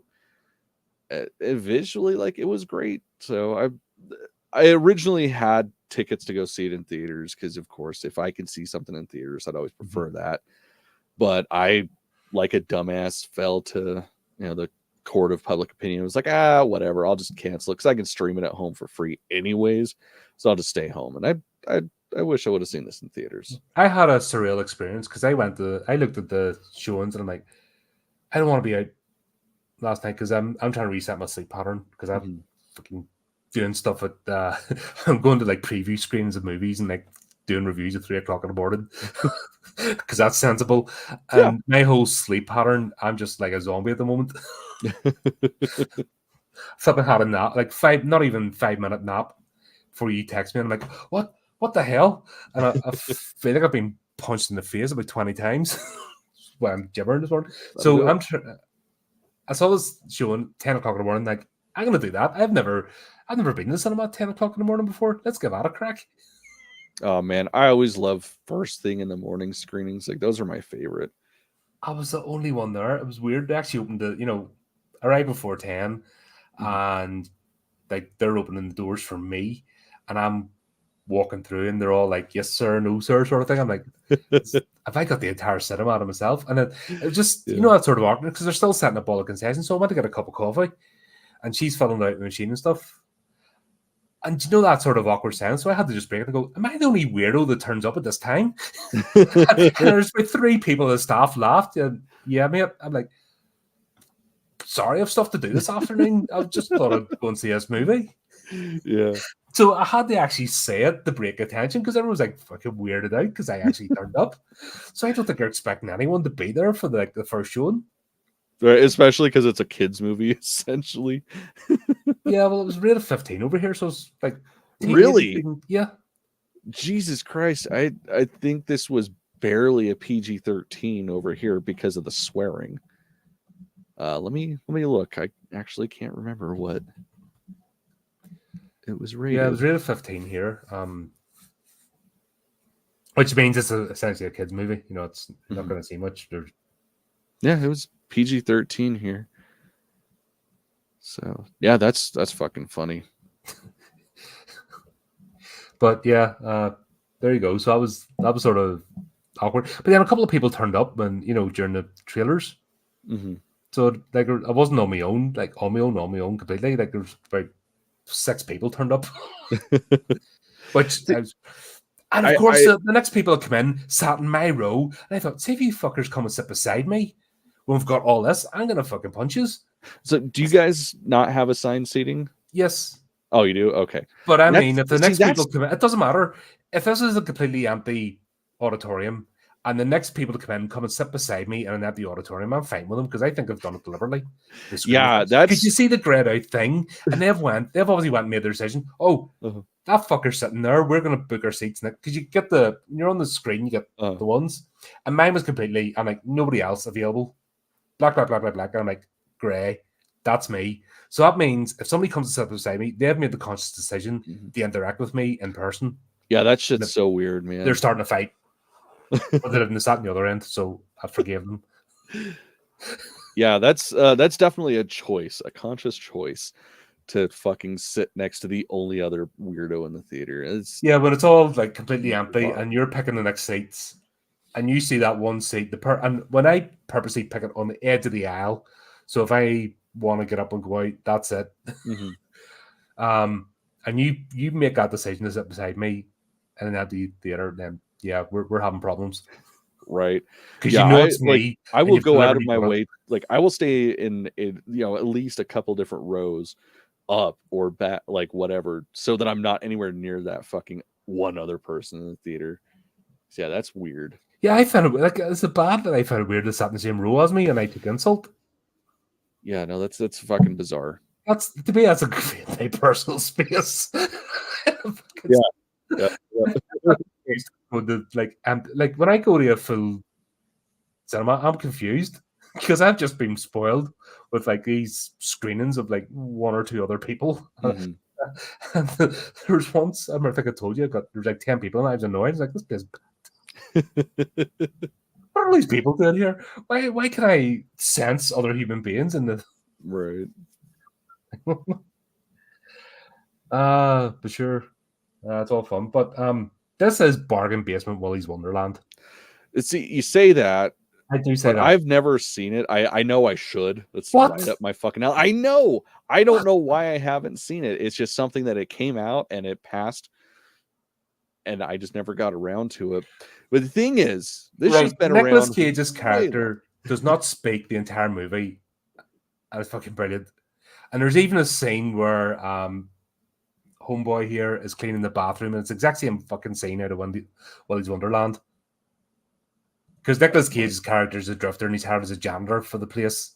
And there's he's cleaning up and brushing and stuff, and to fucking recreate that scene in this movie, and I'm like, it's bargain basement because you're not Nick Cage, and you can't do it as cool as Nick Cage, and you're fucking speaking, and he could do it without speaking, so you can piss off. Oh, that's funny. It's funny because when that first came out, like I first saw the poster for it or trailer or whatever, first thing I thought was like, so Nicolas Cage is in a Five Nights at Freddy's fucking ripoff. Cool. But it worked. Seriously, I believe it. You got to watch that movie, mate. That's fucking brilliant. I don't know why I fucking missed it. It's especially for the time, because I mean that's 2021. That's all any of us had any time to do was just sit and watch movies. Just couldn't leave the house. Oh man, you got to check that one out because it's a blast. So we'll have fucking socially awkward bloke. This is fucking Halloween Ends all over again for the characterization, because socially awkward bloke. How many times have we seen socially awkward person that can't function in society? I don't need to see. Why people need to see themselves? When I get up and look in the fucking mirror. That's what I'm saying. These people have obsession. I need to see myself. I don't. Yeah, because I see myself on screen, I cringe because I know I'm a fucking idiot. I don't need to see that idiot on screen. Honestly, I'm good. I want to pretend I'm someone else, someone who's cool. I could not rugby tackle people in the middle of the shopping mall, which I would do.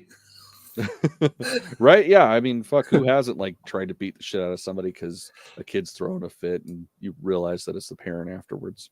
I don't know how I didn't get in trouble. When I worked in a sports clothing store, you know why they have a security guard and they're useless? Mm-hmm. They won't do anything. And we had all these wee scrub bags come in, and I literally myself hoofed them down the stairs.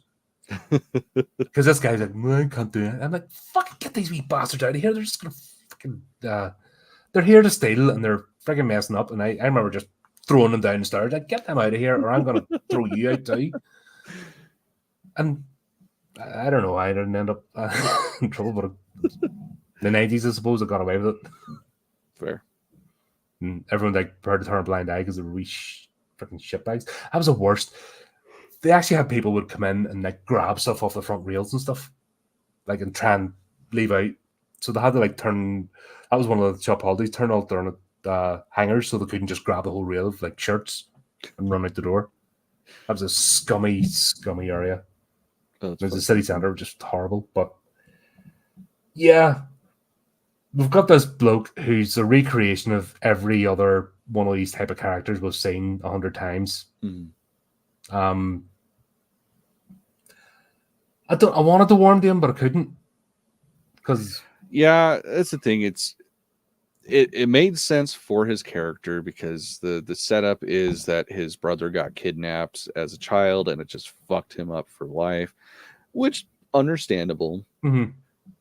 But it was there was only one layer. Like there was no that was the entirety of his being. Is he's fucked up because his brother got kidnapped, so he has to take sleeping pills because otherwise he can't sleep. But somehow he has to take care of his sister because his parents are dead and his aunt's a cunt. It's like that's really about it. Like there's no depth to him at all. Yeah, and of course we've got autistic super. What is it with you Americans and autistic people? Like your obsession with them? Like he's proper have an autistic fetish. Like every TV series or every movie you feature an autistic person, you have them with some freaking, I don't know. Because it's just easy, I guess. I know people with autism, it's just you miss social cues. Mm-hmm. Unless it's like the extreme, which is rare, but people that have the extreme condition of it tend to be in institutions with daily support because it's, it's that bad. But it's the way they portray him, it really is like a fetish. Super genius with, that doesn't speak. I don't know. I don't get it. They're always portrayed the same way. Yeah. But yeah, we're not seeing anything new character wise. I don't think it would have been that hard to just give a wee bit more depth. But enough time to do it. Yeah, especially because it's interaction for that to happen. So yeah, it's an hour and 40. Like that's a lot of fucking time to build something. Especially because when you look at it, like not a whole lot actually happens until the last like 20-30 minutes of the movie. Yeah. So there's plenty of time to, do character exploration and stuff. But they're basically just, characters bumping against each other. Because Well, and it was a shame too, because it was all like each character was obvious from the get-go what their role was, but it tried to pretend like, oh no, that's not what this is. You'll see in the end, we're gonna get you, and then everybody was exactly what they were supposed to be. Yeah, it's like, no, you're not. Yeah. Yeah, but the first scene, I just couldn't. He's working as a security guard, and he sees this guy like sort of shouting at his child or grabbing, and yeah, I can see how you can make the assumption, yeah. And he's getting coffee and he's known, and we're getting the impression that he's liked as well, because this is what I don't get about this character they make. He has no outward reach whatsoever, nothing, but yet somehow people know his name and they're acting all jovial, and he gets nothing back in return. Especially you can't do that. Well, and the thing is, too, it's like they try to allude that he's constantly hopping jobs, but you're not going to build a rapport with people that you don't technically even work with unless you're there for a while. Yeah. And I mean, yeah, so that was especially like a barista, and I'm just saying the nature of the job. Mm-hmm. The likes of a barista or somebody who serves food, like when I'm going to work, I get a coffee and sausage roll in the morning, and the guy knows me. Mm-hmm. You know, at that point, because I come in every morning, busy at the same time. Yeah. But that takes months of, well, they don't even ask anymore because they're like, they know me. Mm-hmm. And you have to talk as well. You have to you just go, who? Because we don't know your name. Sometimes you don't know their name. They don't know your works. name unless you have some sort of interaction. Yeah. And she's acting all jovial and that, and knows him, and he's just like a zombie. Right, and like actually carrying on about not just him but his sister and stuff. Like, oh, bring her in. I think she'd love this. And she would have to pick up that he's not himself if that was, if that was the report. So why are we not seeing that? Mm-hmm. Don't know. It's weird.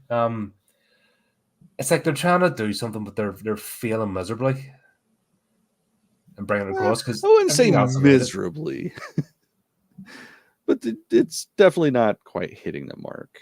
Yeah, it's trouble. Yeah, he sees us chatting and grabbing. Sure enough, he runs out.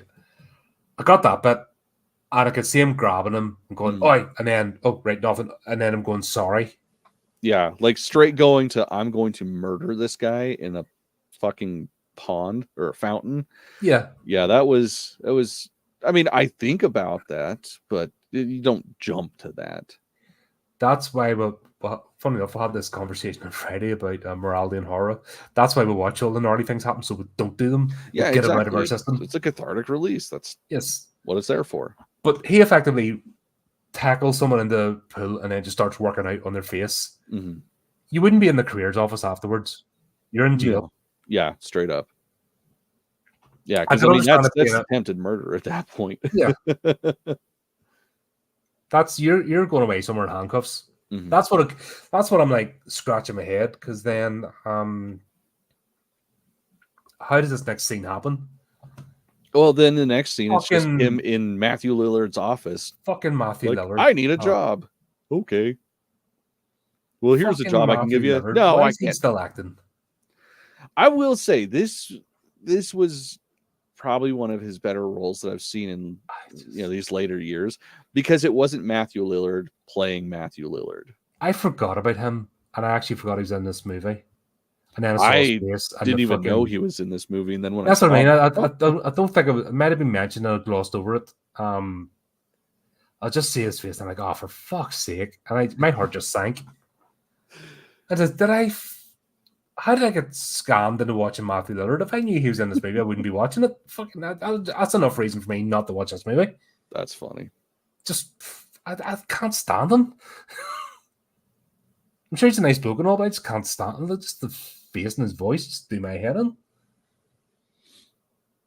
He's one of those actors for me that it's like there's that one role that he did that was really good, but everything else is essentially that role. Just like Keanu Reeves. Like, I can't see him in anything and not think Neo or Constantine.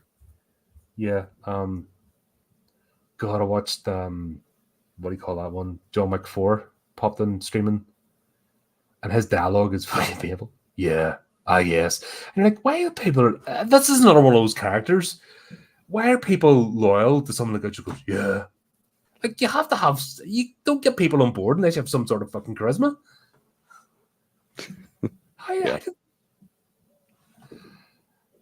I don't get that's what confused me. Same with God, what do you call this guy? Did I even put his name? I wasn't seeing it anywhere. I saw his name, but I don't think I cared. But his main character here, he's another. They portray this sort of way, but you can't be like that and have the so-called following or people. I think that's the major disconnect. You have to have some sort of charisma or personality, and you have to show that. Why you get people to show loyalty to you? Because you don't get that otherwise. People just throw you to the curb. I know, because I'm a gobshite and I have to try 100 times harder than most to actually pass myself. Because if it didn't, fucking, I'd be on the scrap heap. What is this heinous thing I'm hearing?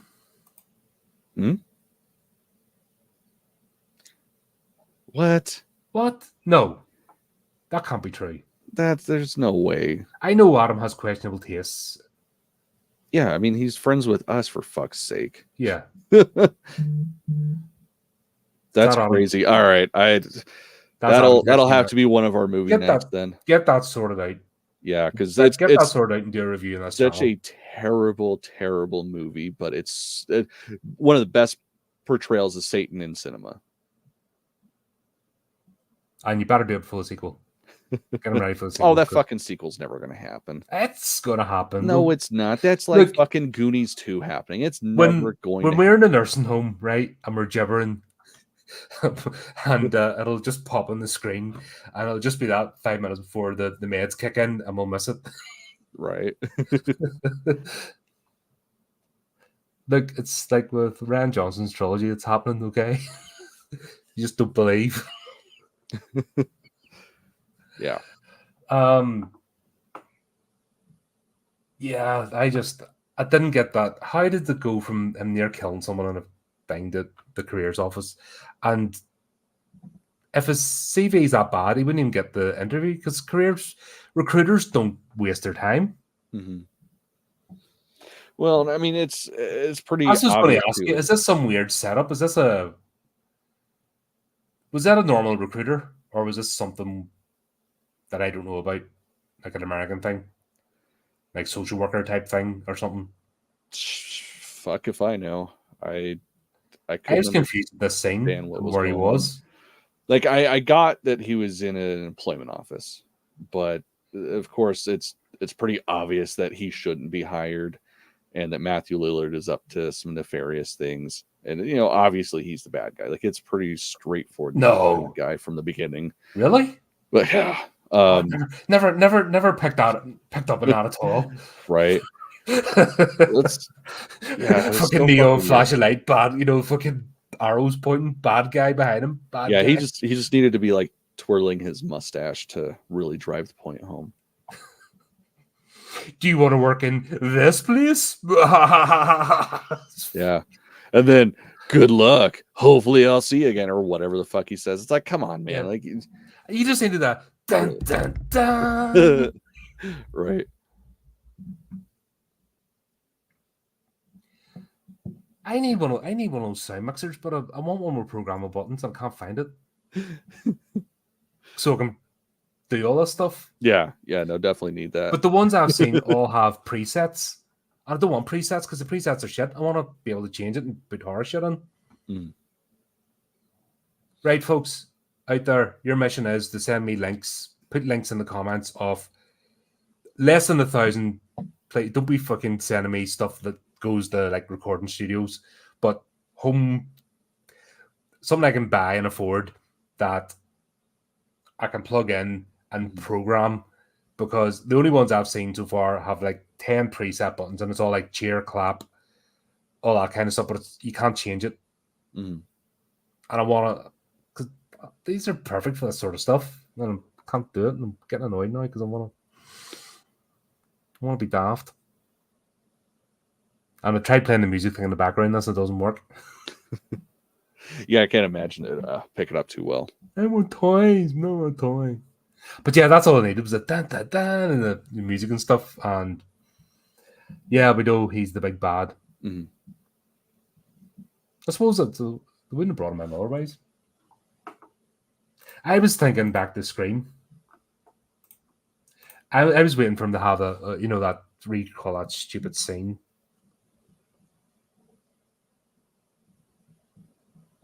We've all watched the first one.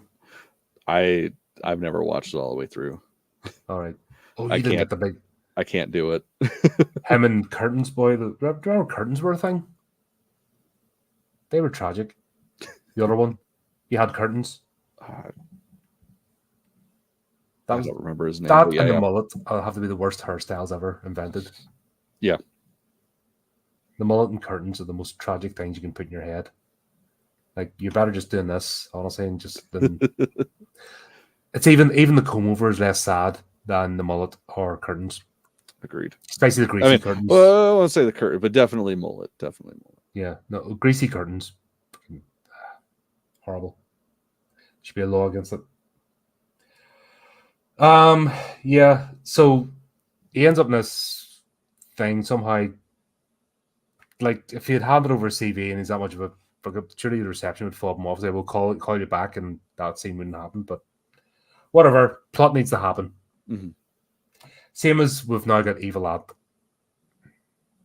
Yeah, because Evil Ad. She's rich, but she wants that check. How much? Right, that's what I meant to ask you. This whole fostering thing, or whatever. I can tell you right now, Elise states that you don't get shit. Like, it's barely enough to care for a child. Nobody's going to be spending, like, having an attorney on retainer just to get a fucking kid to get that check, because quite frankly, that check's not even going to pay for the attorney fees. That's what I'll cut, because they do this a lot in movies, don't they? Yeah, the fostering thing, that they're only fostering to get money, and you see, it's usually the hard luck story. You see the whole fostering thing, and they talk about the fostering system in this, and obviously it's different over here. I don't know if you get paid that, the foster overhead. I don't know how it works, but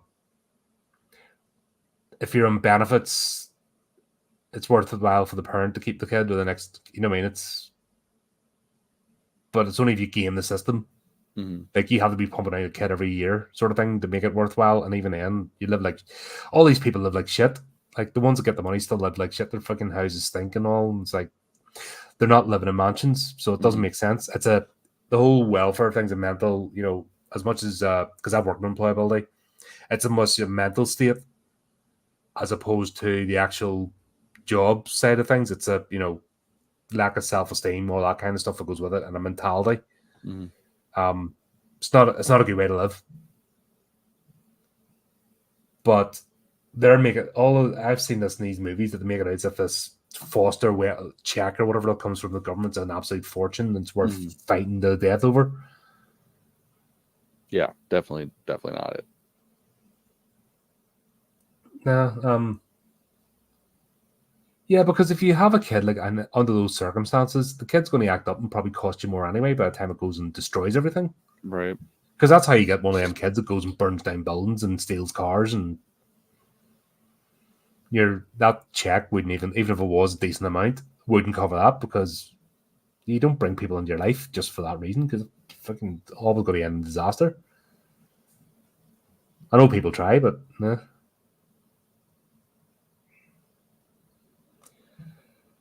But yeah, we've got the evil aunt. She's trying to steal his sister,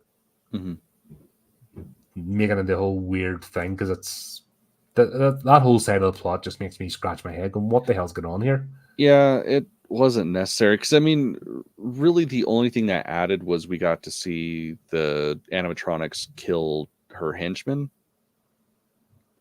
and that's it. Yeah, so this thing takes place. She's obviously the younger sister's in a institution of some sort. It's like like school. Yeah, but it's I thought that was just school. That was my. So who's the doctor person? The teacher. I thought she was a psychiatrist. I don't know. It was kind of hazy to me. Like I never really Dr. Lillian understood quite why there was a doctor that was the teacher, because that's what I got, was that she was at school. So I don't. Right. So I thought the fact that she was a doctor, I thought, sorry, this is where this movie could be fixed and be actually a lot of fun if you weren't fucking scratching your head every 10 minutes about the plot choices. Yeah. That's what and I can understand why people are like, oh, this is fucking shit, because you're confused, because the basics of human interaction and who the characters are make no sense. Mm-hmm. And that's what fucks your head up. And we haven't got to the monsters yet. Yeah. So all that stuff that's happening is just making you go, "What the hell is this movie?" And you haven't got anywhere yet.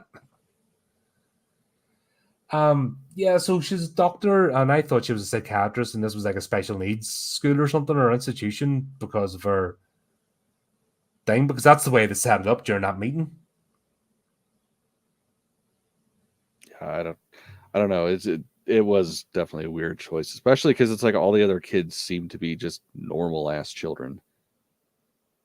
That's why I was confused about all of that. Yeah, but then it wouldn't surprise me that like the barista and stuff and everyone that knows the guy are all normal and don't, act as if he's the best thing ever. It wouldn't surprise me as if they haven't got the idea of, okay, right, we've got one specialty when we need to have everybody else acting the same. Mm. It's like they haven't got the logic centers activated to think this stuff through. Like there's a major logic disconnect with this whole like character interaction and the concepts behind the characters before they begin. So it looks like she was given an assessment, which is a bit more than just what a teacher would do. And the fact that she's during a I don't meeting know, it kind of and two parties, that's something a bit above the remit of a teacher. I don't know. Like I kind of bought it. Something like that. She wouldn't be chairing the meeting. Yeah, I bought it because like his whole thing was my sister or my aunt wants to take her and maybe it'd be better for her. And, oh well, but when she draws, because that's the only way she communicates, even though she talks throughout the fucking movie. Yeah. It's like, well, when she draws, you're always in it, so clearly you're her world. And that was good. She's the only character. Dr. Lillian's the only character that actually makes sense in this whole movie. Like that brief time she's in, she's the only one that actually go, oh, there's somebody talking sense and putting things in perspective. Thank you, Dr. Lillian. Because nobody else makes sense in this fucking movie. Yeah. I think that's you can understand why people, because we'll slog through all sorts of stuff and try and make sense out of it, but the casual viewer is going to be watching this and they've already tuned out by now watching this movie because it's all sort of bumping against each other and just not making sense. Or it's like you watch this kind of movie because you just want to see a bunch of possessed robots kill people. Yeah, but we don't get that until near 30 odd minutes, at least 35 minutes. Sorry, we got that intro scene. That's another thing that didn't make sense. The first security guard was not the intro scene, or when was that? Yeah, wasn't it? That was the intro. I completely blanked that. We got the intro scene with the other security guard running about, which once again, when we'll see what this story's about, why is he hiring security guards to get? Because there's not like, I don't want to spoil Willy's Wonderland, but that's the reason for it. This isn't the reason why they're doing it. So Matthew Lillard's character, well, I mean, Steve wasn't Steve. His name was. The idea is that he doesn't want people to break in and steal the robots because that's how he gets away with killing people. So it's like it kind of makes sense, I guess. But then why do you kill the security guards? Yeah. So the robots can obviously take care of themselves, as we see. Yeah, that's what I mean. It's all this stuff. Just it's rammed together and bouncing against each other, and not in a coherent storytelling fashion. That's. We haven't even got to the mad stuff yet. Yeah, like the dream sequence. Yeah, like I swear that's half the movie. Is his dream of his brother getting kidnapped, and then that's how he interacts with the children that possess the robots. It's like that's an interesting way to. That was actually right when that happened. When he went to start the job and he had the dream sequence, and the ghosts appeared. Here's something interesting. Here's something different, and the fact that you communicate with them. I thought it was going to be like a murder mystery. Mm-hmm. Same. And he was going to have to find out who it was. I thought there's a bones here of actually when he got to that point, everything else is just chaos.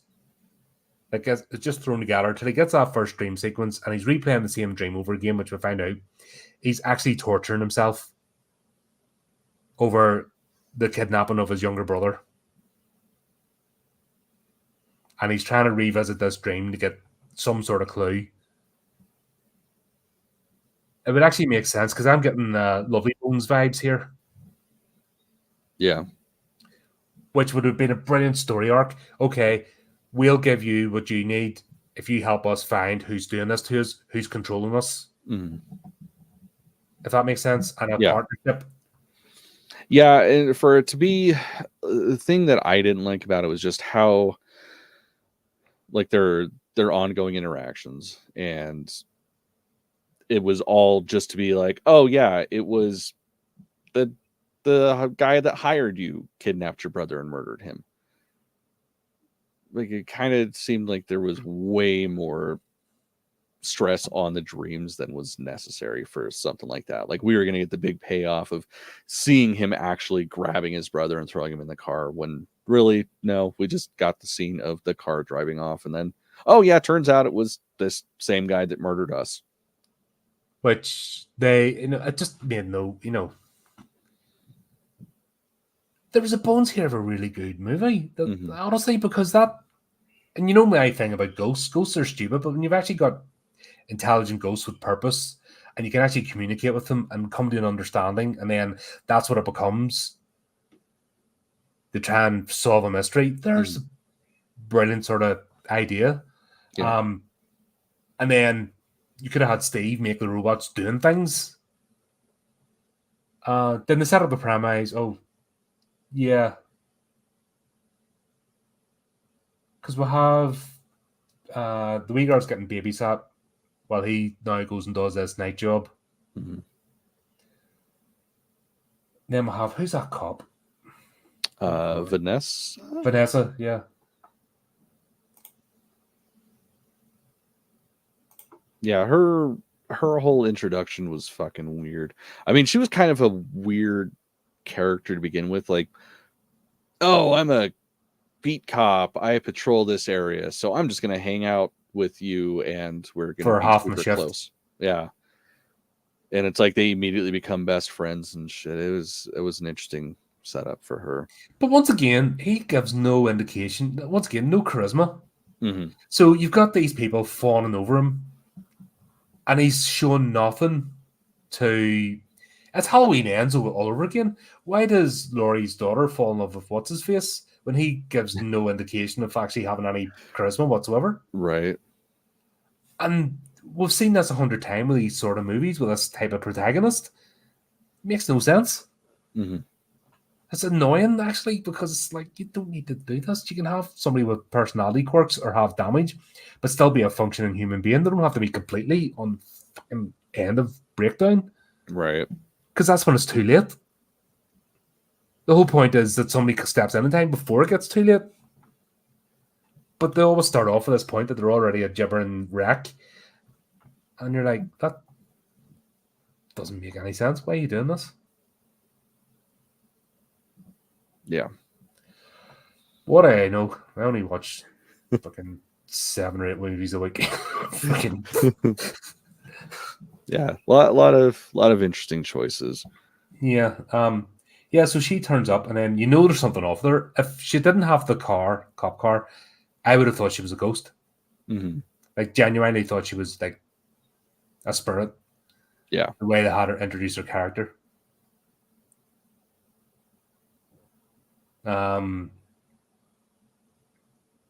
Yeah. What else is there? Yeah, well, this is where the movie gets weird, because I start well, so it's like after their interaction, that's when the aunt has her coffee house meeting. Oh yeah, the lawyer and the people that are like, oh yeah, let's just murder him so you can get this. I'm gonna find out the babysitter's actually a plant. Yeah, but the way he's acting with the babysitters have to know each other for years. And Max's character, that was a waste of a character, because she could have been. She was actually a good character. Yeah, because there really wasn't much payoff. It was, oh shit, she was behind it all along, and then oh, now everybody's dead, and that's it. Like, I will say, the fact that it was, you don't actually see the gore really, but the way that they allude to it's pretty goddamn good. Yeah, that's the Like visuals seeing in this are her, brilliant. like This seeing is the a shadow of visually her getting chomped in half was pretty fucking funny. And we still got the blood smears and stuff, which is cool. But the visuals in that's what's annoying. This is beautifully shot. And there's a realism, even though they're like zombie robots, but they're not pristine condition. They're just falling apart enough that they're not functional. And I didn't get the suit thing. That was weird. Yeah, I didn't get the exosuit that's going to rip you in half if you touch it wrong. That just... Well, it's like, okay, I guess, like, I understood that that's how he was hiding the bodies, but why the fuck does his suit have that ability? And if he's the one that's essentially controlling everything, why would his suit end up turning on him? Yeah. But yet and it was really weird too at the very end where he's like back there dying and crying. It's like, man, this was days ago. You should have been dead with those fucking hooks in your well, pretty much all your organs. Yeah, plus not even at their sepsis because they're all rusty and horrible. And yeah, this is I lost it a bit trying to figure out what the hell's going on with the rest of the story. Right. Like, Yeah, I mean, it was Because funny when they were doing the whole cutesy wootsy, oh, my sister is friends with them and they're building a fort and stuff. Like, it was funny, but I feel like that happened too late in the movie to really work as well as it should have. Like, I feel like if they had taken 20 minutes off of the buildup, yeah, probably would have been a little bit different, because this didn't need to be, an hour and 40 minutes definitely at not. all. But yeah, it was like, I don't get the conflict. Yeah. Like, the greatest part, of course, was the robots interacting and killing people and just being scary. Because I mean, that's what you played the fucking game for, was you're keeping an eye on all the screens to see when they move so you can protect yourself, so you can ultimately defeat them. I was trying to find it last night. I was going to play it and do a stream in preparation for this, but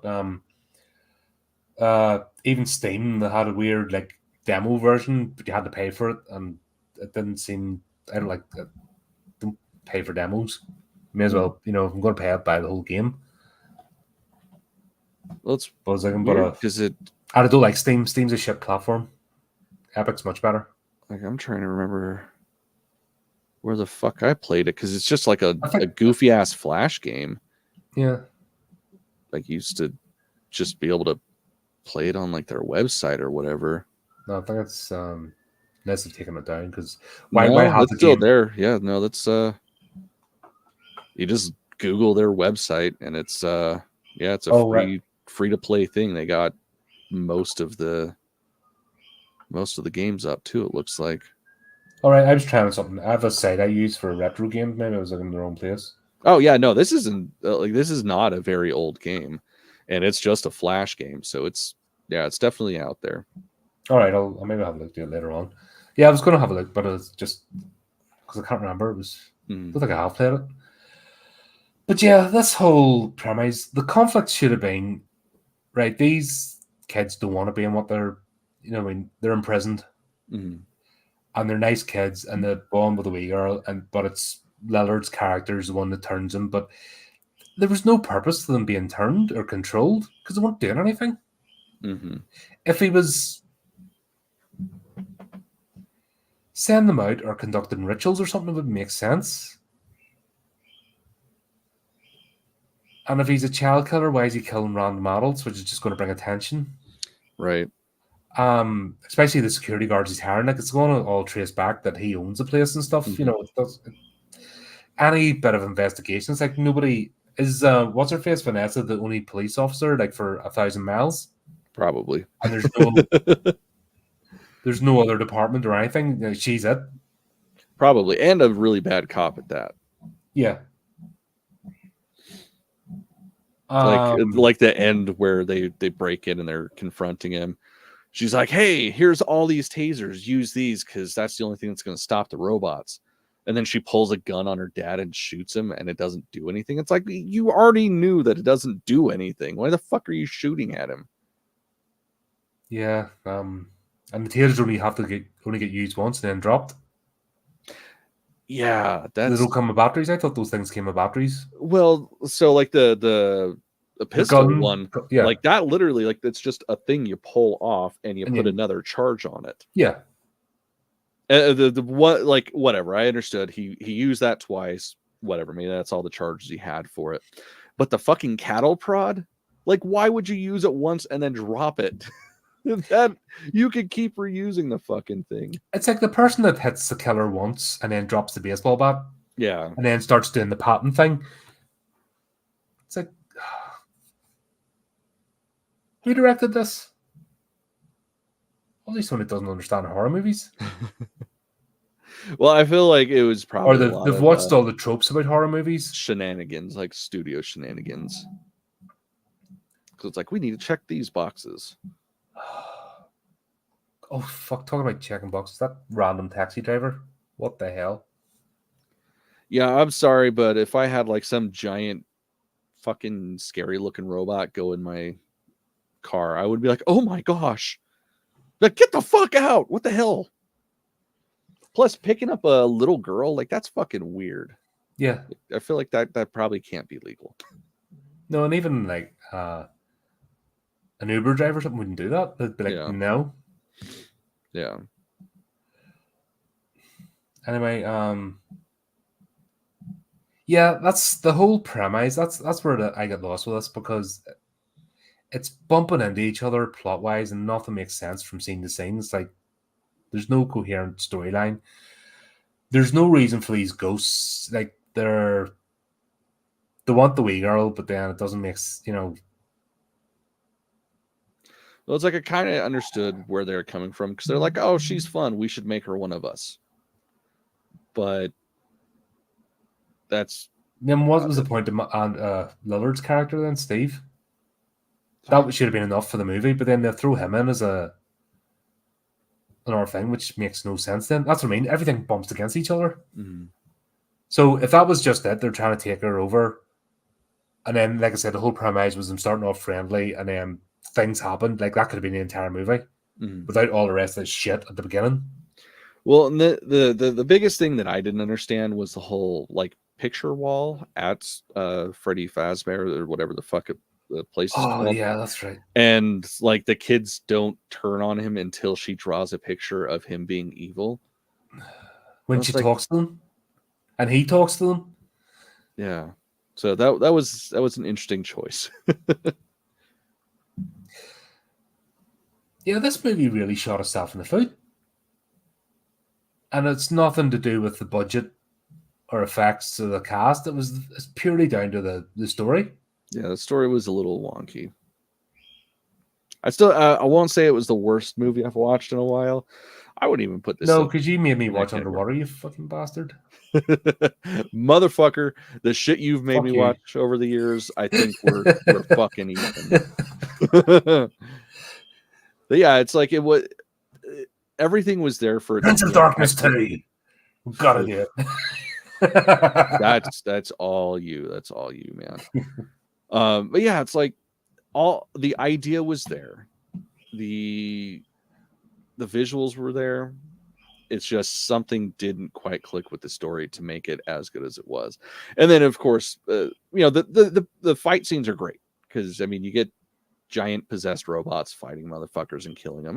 Whatever. You can't go wrong there. But I really wonder. I loved that one. That was brilliant. What's that? The cupcake. Oh yeah, that was the best robot. That was. I don't know which kid operated that, but fucking. Yeah, I didn't understand Homeboy getting drugged by the cupcake, but yeah, whatever. That's okay. Yeah, I'm definitely interested to see if they're going to be, going to make a sequel. Oh, because that's how it ends, is her being like, "Can I go visit my friends?" Yeah, it's like say. You just hear, you just need a crowd outside going, sequel. Yeah. Was there more than one after credits scene? Because I No. left after the first one. No, there was just the one. All right, okay. Because I went, oh fuck no, and I walked out. I'm like, I can't see any more of this. Yeah. So go back to the taxi driver, and it's a stupid wee monkey puppet thing, and you're like, what a go away. I just got up and I walked out in disgust. Yeah, so that's the second part of being like, ooh, maybe we're gonna do a sequel. So we'll see. We'll see what happens. Such a shame, because that's they spent all this money on the setup. Why didn't you just make stick to one plot point instead of trying to throw 6 in? Right. Yeah, that was me after walking in the cinema. I was like, oh fuck. Yeah. Didn't hate it. I was disappointed. I think I was more frustrated watching this than hated it. See, I didn't. I went into it because seeing like just everybody shitting on this movie, so I went into it with very low expectations, and I was pleasantly surprised. Like I didn't hate it. I was telling my wife it doesn't deserve the lashing out that it's getting. No, absolutely not. And like I was telling my wife last night after we finished, it's like, it wasn't great, but I mean, fuck, if they do a fancy collector's edition, I'll probably buy it just because I enjoyed it that much. Mm-hmm. They did make nice toys, models, NECA toys or something. What's that? They'd make nice NECA toys. Well, they've already had toys made of them because the video game itself's been around for a very long time. Yeah, just quite a few years, and it's pretty big with the children's, I guess, or something. I don't know. Right, but that's a new one to me. Maybe it's just not big over that side of the pond. I just haven't plugged into the zeitgeist. No, I mean, it's a children's game, so it's right, the fact that a bunch of grumpy ass old men aren't huge super fans of it, it's kind of understandable. Okay, that's fair enough. But they could have made it. I think that's. Do you think that maybe is the problem? That it's made for children, probably. And they're but they're framing it as a horror. But if wasn't it? It's the same people that made Megan's. But I only saw Blumhouse. I didn't see Atomic Monsters logo appear. Yeah, no, this wasn't, because Megan was a joint effort between Blumhouse and Atomic Monster. Yeah, and I appreciate what they're doing. They're trying to make a new set of horror to bring, because you need new fans. You need to start them somewhere. So that's makes sense. But do you think that's where the disconnect? Because they're effectively making a children's movie, but they're trying to sprinkle it with horror, but they can't get. They don't know how to. They don't know how to do like Goosebumps and stuff anymore because they're morons, I guess. Hollywood, I don't know. You'll figure it out one day after we have all moved on. Right. Put an exclusion wall around Hollywood so that none of them can escape. Big fucking letter on it. Don't. Right. Let this be a reminder, folks. Never let this happen again. Oh, there you go. That was that. That was fun. Yeah, not a terrible movie. It's worth watching, especially if you got Peacock, because you can just stream it for free. Yeah. Brilliant. Right, there you go, folks. There's that. Hope you enjoyed it. We'll be back in a couple of weeks. Hell yeah. Fucking excited. Be fun. Not that shitty fucking whatever it was. Oh man, I liked the. I know you did, but your opinion doesn't count. You fucking. That sequel was better than the other sequels. That's a fair point. I was like, try to tell me Farewell to Flesh was better. Okay, you win. Right. Sorry, I retract my statement. It just, if nothing else, for the fucking shadow puppet stuff, like that was amazing. But we're gonna get watch the original, which is fun. Hell yeah. We're gonna watch the Bernard Rose one, the 1991, I believe. Yeah, no, this is one of the greatest movies ever made. Yep. So we'll be covering that. So if you want to be in there in the chat, make sure you keep up to date with the channel, do the typey clicky things, and until next time, keep it creepy, keep it horrific.